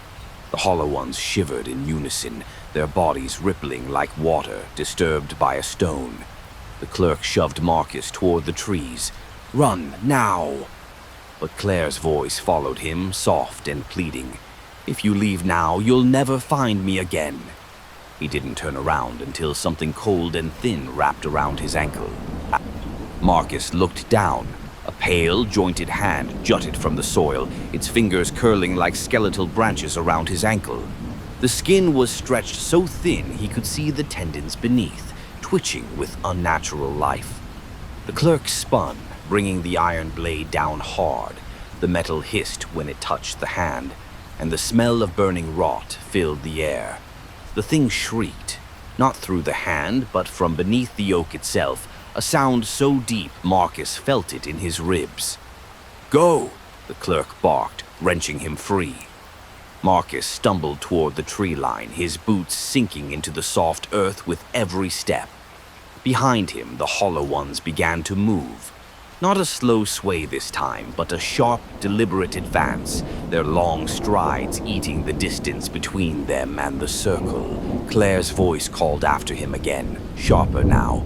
"Marcus, don't you dare leave me here!" The sound sliced through him, raw and panicked, so different from the coaxing tone before. It sounded real.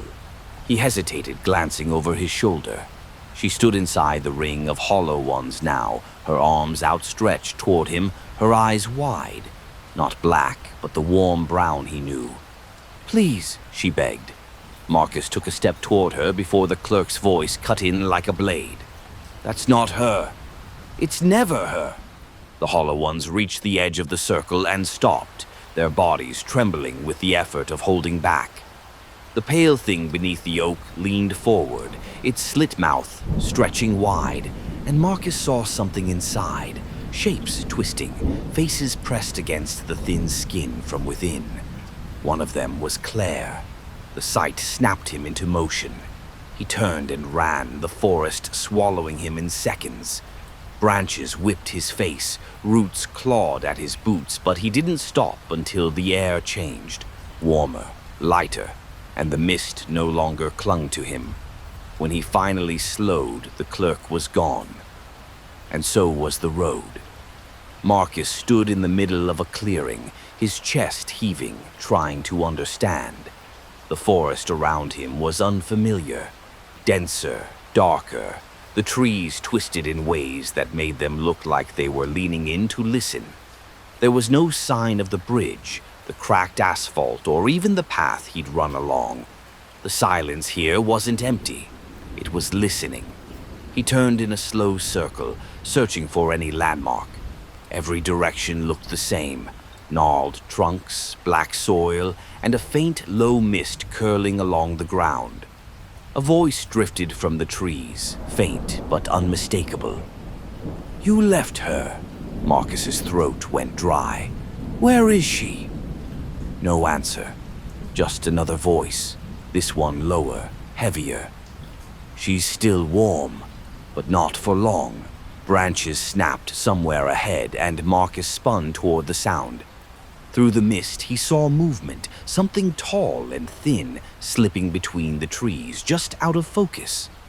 Then another shape, closer this time, its pale skin catching what little light filtered through the canopy. They were circling him. His pulse kicked into a sprint. "You can't have her!" he shouted into the mist. The figures didn't respond, but the air thickened, and the smell of damp earth and faint rot grew stronger. He backed toward the nearest tree, his hands curling into fists, though he knew it was useless. Then, ahead of him, the mist parted, revealing Claire. She stood barefoot in the soil, wearing the same clothes as before, but her hair hung wet against her cheeks. And her eyes, they were brown again. Her lips trembled. "Marcus, please, I don't know where I am." He took a step forward before catching himself. "If it's you, tell me something only we'd know." Her brow furrowed, and for a moment she looked confused, hurt even. Then she said, "When we were kids, you dared me to climb the Ferris wheel at the fair. I got halfway before I froze. You climbed up and sat with me until they stopped it." Marcus's chest tightened. It was true, but the mist behind her was shifting, and a pale, jointed hand rested just behind her ankle. Marcus's relief curdled into dread. The hand curled slightly, its blackened nails sinking into the soil without making a sound. Claire didn't seem to notice. It was as if the thing behind her wasn't touching her at all, only anchoring itself in her shadow. "Claire," Marcus said carefully, forcing his voice to stay calm. "Don't move. Just step toward me. Slowly." She shook her head, panic flaring in her eyes. "I cannot. If I move, it'll follow." "It already is," Marcus said. The trees around them creaked, though there was no wind. More shapes were forming in the mist, their thin forms bending and shifting, each one leaning closer. He could feel their attention. Hungry, patient. Claire's breathing quickened. "I'm cold, Marcus. I don't want to be cold anymore." His stomach clenched. "That's not you talking." Her lips parted to reply, but before she could speak, the pale hand behind her ankle pulled. Claire lurched backward, her heels sinking into the soil as though it had turned to wet clay. She gasped, trying to yank herself free, but the ground seemed to be swallowing her. Marcus bolted forward, ignoring the mist's grip on his legs, and grabbed her arms. The cold radiating from her skin was sharp enough to make his fingers ache. The pale hand tightened. From the mist behind her, a tall figure emerged, its body bent at wrong angles, its eyeless face inches from hers. It leaned close, its mouth splitting open, and whispered in a voice Marcus recognized as his own. "She's safer with me." The soil climbed to her knees, then her waist. She was slipping fast. Marcus planted his feet and pulled with everything he had, his vision blurring from the strain.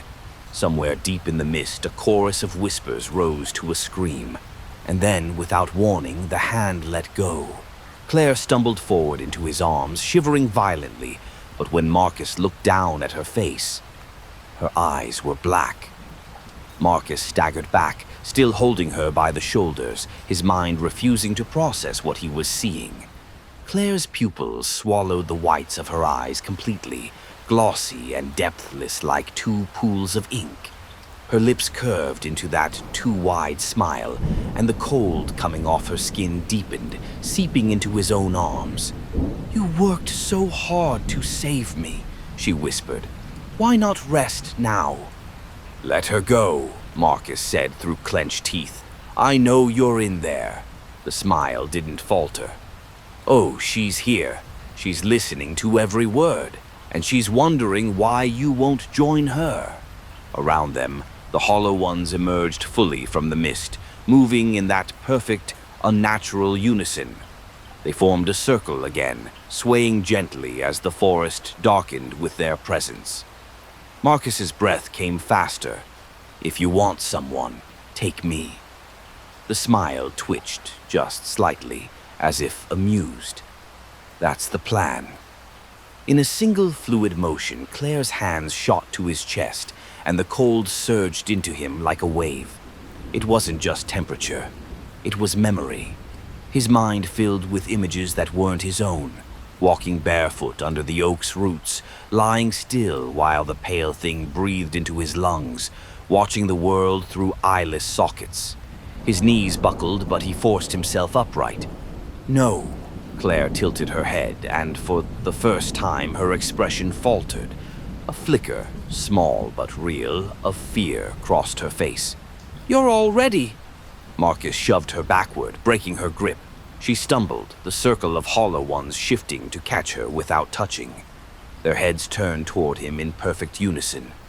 The forest went silent again. Then one of them stepped forward, taller than the rest, its body bending in impossible ways. It leaned down until its faceless head was inches from Marcus's own and whispered in a voice that was all of them at once. "You can leave her or stay together forever." Marcus's breath came in short, sharp bursts. The thing's words burrowed into his mind like splinters, pulling at every memory of Claire, the good, the bad, the moments that still ached in the quiet. He could see it so clearly. The two of them walking away from all of this, hand in hand. No more hollow, no more running. It was almost real enough to touch. But the truth was in the edges, too smooth, too perfect, like glass over a pit. He forced the vision away, meeting the faceless void where its eyes should have been. "If you really wanted us together, you wouldn't have taken her." The thing tilted its head, and the rest of the hollow ones swayed with it. Claire, if it was still Claire, stood just inside their ring, unmoving. Her black eyes were fixed on him, her face calm, unreadable. "You can't take her back," the tall one said, its voice now his own. "Not without taking me, too." Marcus's gut twisted. "Then I will." The tall one didn't move, but the ground beneath them shuddered. The black soil began to rise, curling around his boots like smoke given weight. It was cold, colder than anything he'd felt in the hollow, and it carried that sweet, rotting scent he'd smelled the night they first arrived. The clerk's voice came from somewhere far away, thin and strained. "If you bind it again, you bind yourself. Do you hear me?" Marcus clenched his fists. "Yeah, I hear you." The pale soil rose higher, swallowing his shins. The tall one straightened to its full, impossible height. The hollow ones stepped closer, their movements smooth and synchronized. Claire's lips parted, her voice soft but certain, cut through the stillness. "Marcus, I'm cold." Something in him broke. He stepped forward into the circle, into their reach. The moment Marcus crossed the invisible threshold, the hollow ones closed in. Their long fingers brushed against his arms, his shoulders, his face. Cold touches that felt like they were peeling something away, layer by layer. Claire moved toward him, her bare feet silent on the black soil. Her eyes were still pools of darkness, but her voice was hers again. "It's easier if you don't fight." Marcus shook his head, even as the ground swallowed him to the knees. "Not without you." The tall one stepped behind her, its faceless head bending close as if to breathe into the back of her neck. Her body stiffened, and for a split second, Marcus saw her eyes flicker, brown breaking through the black. He lunged forward, shoving his hand into the freezing soil to grab hers. The cold shot up his arm like 1,000 needles, but he didn't let go. "You're coming with me," he said through gritted teeth. The tall one's head tilted sharply. The hollow ones froze in place. The silence pressed in, so heavy it felt like the air itself was holding its breath. Then slowly, the tall one extended one impossibly long arm toward Marcus. The hand opened, palm up, a gesture that almost looked like permission. Claire's grip tightened around his. "If you pull me, you'll stay." Marcus didn't hesitate. "Better than leaving you here." The tall one's head shifted, and though it had no mouth, Marcus felt its smile in the way the cold deepened around him. The soil surged higher, to his waist, locking his legs in place. Claire's body jerked once, as though something inside her was tearing loose. The black in her eyes thinned, and she gasped, "Marcus!" The ground gave way beneath them. They fell together, swallowed whole by the earth. The fall had no wind, no sense of direction, just the crushing weight of cold pressing from all sides. It was like sinking into deep water, except the darkness here was thicker, heavier, and alive. Marcus clung to Claire's hand, feeling her fingers twitch weakly in his grasp. He couldn't tell if they were falling for seconds or hours before their feet hit solid ground. They stood in a vast chamber, lit by a faint, sickly glow that seemed to come from the walls themselves. The floor was black soil, but it pulsed faintly, almost like a heartbeat. Roots as thick as Marcus's arms hung down from the ceiling, dipping into the ground and disappearing beneath it. Claire stumbled, clutching her chest. Her skin was pale but warmer now, the black almost gone from her eyes. "Where are we?" Before Marcus could answer, the tall one stepped out from behind a curtain of roots. Down here it was even bigger, its limbs impossibly long, its movements slower, deliberate, as though savoring every moment. Around the edges of the chamber, dozens of hollow ones knelt in silence, their eyeless faces tilted toward the tall one like worshippers awaiting a sermon. The tall one's head turned toward Marcus, and though it had no mouth, its voice filled the space. "You stepped into my roots. That makes you mine." Marcus's grip on Claire tightened. "If that's the price for getting her out, fine. But she leaves." The tall one's head tilted in something like amusement. "She is already leaving. But you—" The soil beneath Marcus's feet shifted, softening, drawing him down inch by inch. Claire yanked at his arm, her voice breaking. "Marcus, no!" The tall one reached a hand toward her, its fingers brushing the air just short of her cheek. "Take your warmth. Leave his." Claire's eyes flooded with tears. "I'm not leaving without you." Marcus forced a smile, small but steady. "You have to. Someone has to make it out." The soil rose higher, up to his chest now, locking him in place. The tall one lowered its faceless head toward him. "You'll keep her warm forever." And then it pulled him under. The black soil swallowed Marcus completely, crushing in around him until he couldn't move. The cold wasn't just on his skin now. It was in his bones, threading through him like roots growing inward. He tried to open his eyes, but it didn't matter. Here, sight was useless. There was only sound, the slow, deep thrum of something ancient and patient, and the faint rustle of movement all around him. "You are ours now," 1,000 voices whispered in unison. He fought against the pressure, straining to move his arms, but the earth held him tighter with every twitch. The cold seeped further in, and with it came the memories, his own at first, then others, strangers' lives that were never his. He saw through the hollow one's eyes, standing in the mist, watching the bridge, waiting, always waiting. Somewhere far above, muffled and faint, he heard Claire calling his name. It wasn't the coaxing voice of the false Claires. It was sharp, desperate, and real, that cut through the cold like a blade. Marcus forced a breath into his lungs. "Not yours," he growled. The ground shuddered as if the thing holding him had flinched. The voices rose into an angry chorus, and the soil around him pulsed like it was alive. He reached deeper, not with his hands but with his will, toward the sound of Claire's voice. The cold clawed at him, pulling memories from his mind, but he clung to hers. The way she laughed when she didn't mean to, the crease between her brows when she was worried, the warm weight of her hand in his. Something cracked in the dark. Light, thin and sharp, splintered through the soil above him. The voices shrieked. Marcus pushed toward the light, every movement a battle, until his fingers broke through. Cold air flooded in. and then a hand grabbed his, warm, human, pulling hard. The soil fought back. It tightened around Marcus's legs and chest, trying to drag him under again. But the warmth in the hand gripping his felt like fire in the cold.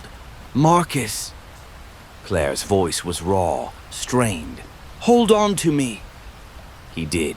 With everything he had left, he anchored himself to the sound of her voice, to the heat radiating from her skin. Inch by inch, she pulled him upward, the soil hissing like steam where her fingers met his. The voices below grew frantic, shifting from whispers to jagged, furious cries. "She is ours. You cannot take her warmth. You will stay." Marcus's head broke through the surface, and cold air hit his face like a slap. He gasped, coughing, as Claire hauled him the rest of the way out. The soil clung to him in thick ropes, reluctant to release, until finally it sloughed away, retreating back into the ground like something alive. They collapsed onto the damp earth of the forest floor. Marcus's lungs burned, his limbs shaking violently, but Claire didn't let go of him. When he looked up, the hollow ones were gone. The mist was thinner here, curling harmlessly between the trees. The gnarled oak and its black soil were nowhere in sight, as if they'd been dropped somewhere far from the heart of the hollow. Claire's eyes searched his face, her own still wide with fear. "I thought I lost you." He managed a shaky smile. "Not yet." A sound rustled in the distance, faint like leaves shifting. Marcus's body tensed, but it wasn't the synchronized swaying of the hollow ones. It was irregular, hesitant. The clerk stepped out from between two trees, her lantern faint in the growing daylight. Her eyes swept over Marcus, then Claire, lingering just a moment too long on him. "You made it out," she said softly. Then, after a pause, "For now." Marcus frowned. "For now?" Her gaze didn't waver. "You've been under their roots, Marcus. That doesn't wash off." Marcus's stomach dropped. The clerk's words settled into him like a weight, heavier than the soil had been. "What does that mean?" he asked, his voice low. The clerk stepped closer, the lantern's light brushing over his face. Her expression was unreadable, but her eyes, tired, knowing, didn't look away. "It means you've been marked. Part of you stayed down there, and when they want it back..." She let the sentence trail off. Claire's hand tightened around his. "No, we're done, we're out." The clerk shook her head slowly. "The hollow doesn't let go, not completely." She glanced at the tree line. "You should keep moving. If you stay too long in one place, they'll find the trail." Marcus looked down at his hands. The soil was gone, but faint black lines traced along his veins, pulsing faintly before fading. His skin felt colder than it should, even in the light. He forced a laugh, brittle and unconvincing. "So what? I'm cursed now?" The clerk didn't answer directly. Some people get weeks, some years, but they all hear it eventually, their voice calling from the dark. Claire's jaw tightened. "Then we won't listen." The clerk gave her a sad, almost pitying smile. "It's not that easy. It won't sound like them. It'll sound like you."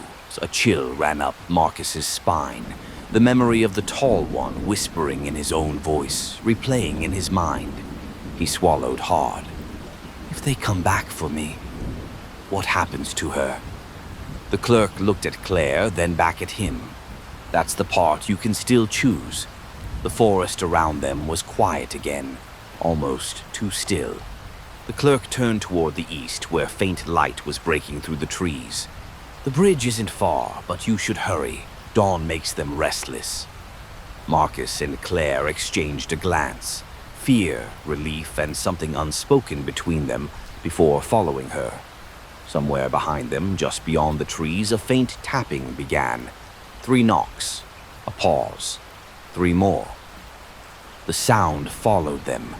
At first, Marcus thought it was just an echo in his head, a leftover thread from the hollow, but the rhythm was too precise. 3 knocks. Pause. 3 knocks. Claire's grip on his arm tightened. "Tell me you hear that." "I hear it." His voice was steady, but the muscles in his jaw ached from clenching it so hard. The clerk didn't look back. "Don't answer it." Marcus frowned. "It's not a question, it's a—" "Don't," she snapped, her tone sharper than before. "You so much as acknowledge it, you give them a path." The forest began to thin, and ahead he could see the faint outline of the bridge. The mist was lighter here, curling lazily in the early morning air, but the tapping grew louder. It wasn't coming from behind anymore. It was to the left. Marcus glanced that way despite himself, and froze. Through the trees, half hidden by the mist, stood a figure, not one of the hollow ones. This one had eyes. His eyes. It was him. Same clothes, same posture, even the same smear of soil on his cheek. The double lifted a hand in greeting, then pressed its knuckles against a nearby tree. 3 knocks. Pause. 3 more. Claire saw it too. "Marcus!" He stepped back, instinct screaming at him to run, but the double tilted its head, smiling just enough to show teeth. When it spoke, the voice was his, but softer, more persuasive. "You can't outrun yourself." The clerk's voice cut through the moment like a blade. "Move, now!" Marcus tore his gaze away and followed, forcing himself not to look back. But even as they reached the bridge, the knocks followed them in his mind, echoing with each step. When they crossed into daylight, the sound stopped. For now, the bridge felt different in daylight, less like a gateway, more like an old crumbling scar across the creek. The boards groaned beneath their feet, but the mist didn't spill across the edges anymore. Claire kept glancing over her shoulder, her voice barely above a whisper. "It's still watching us." Marcus didn't answer. He didn't have to. He could feel it too, like the weight of a stare on the back of his neck. His double hadn't followed, but its presence lingered, lodged somewhere deep inside him. The clerk stopped halfway across the bridge. She knelt and pulled a pouch from her coat, sprinkling a gray, gritty powder along the planks in a clean line. The dust caught the light and shimmered faintly. "What is that?" Marcus asked. "A reminder," she said without looking up. "It tells them where they can't go. Doesn't mean they'll listen forever, but it buys you time." Marcus exchanged a glance with Claire. "Time for what?" The clerk finally looked up at him, her eyes narrowing. "To decide how much you're willing to give before they take the rest." A wind stirred, dry and sharp, carrying with it a whisper Marcus couldn't quite make out. It wasn't in his ears. It was inside, deep in the part of him that had been under the roots. The voice sounded like his own. "Come back when she sleeps." He froze, gripping the railing hard enough that the old wood bit into his palms. Claire stepped closer. "Marcus, you okay?" He forced a smile. "Yeah, just tired." But the voice didn't stop. It curled through his thoughts like smoke, quiet enough to ignore for now, but patient. When they reached the other side, the clerk looked back once at the line of dust shimmering on the bridge. "They'll wait," she said. "They always do." Marcus knew she was right, because somewhere in the hollow, his double was still knocking.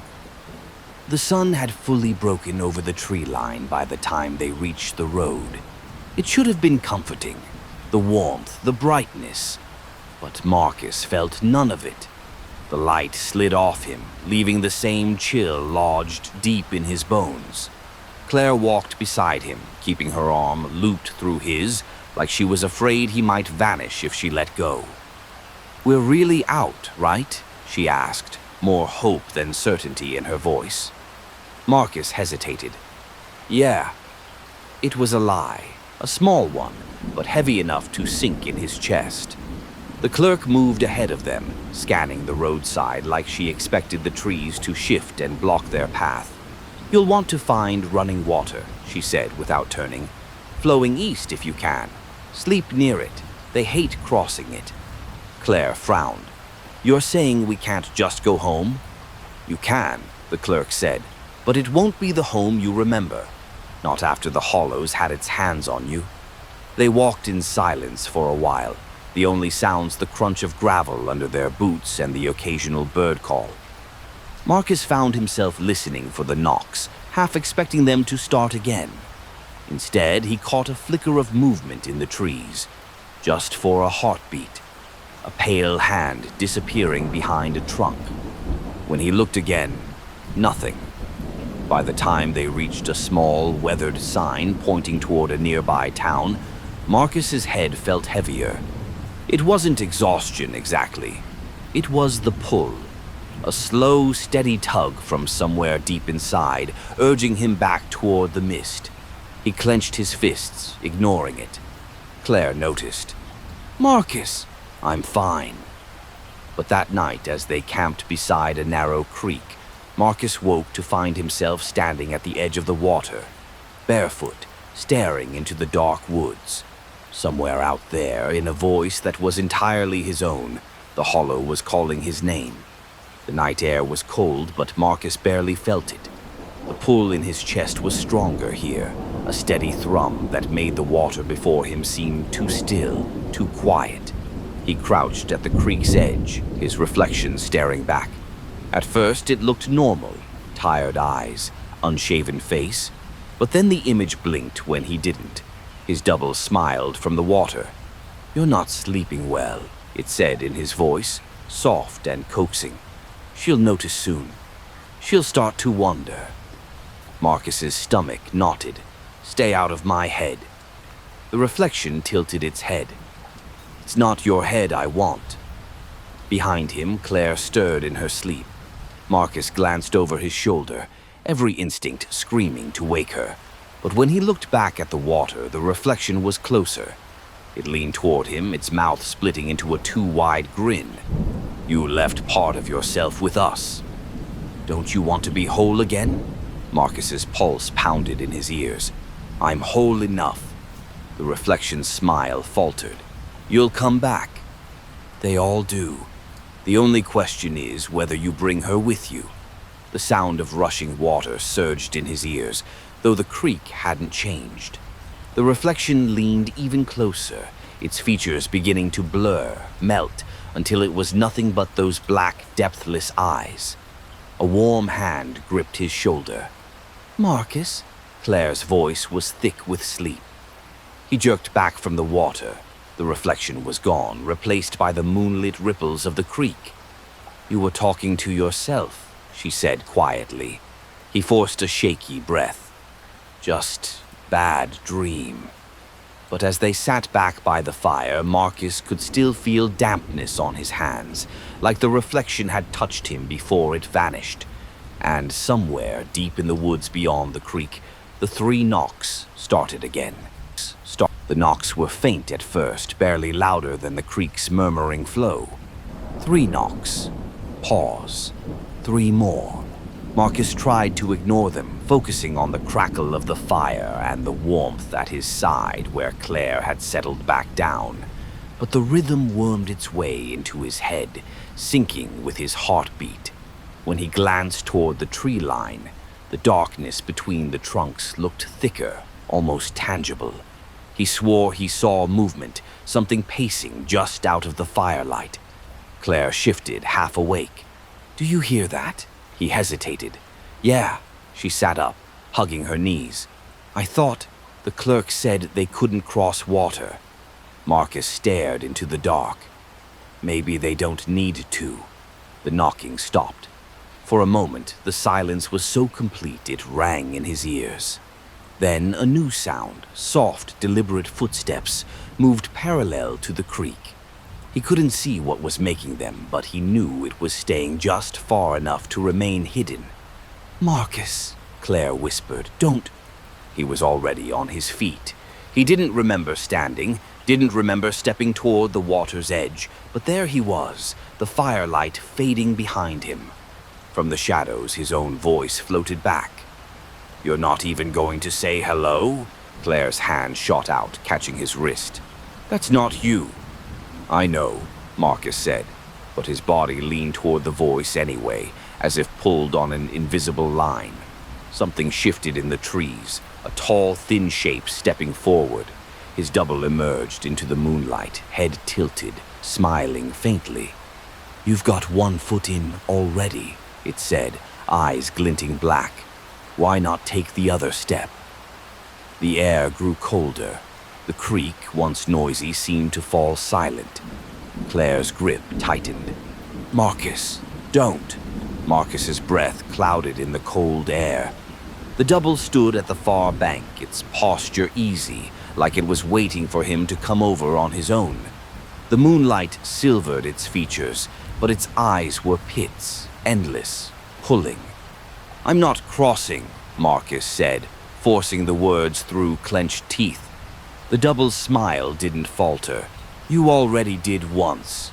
It's easier the second time. Claire moved between them, her body rigid.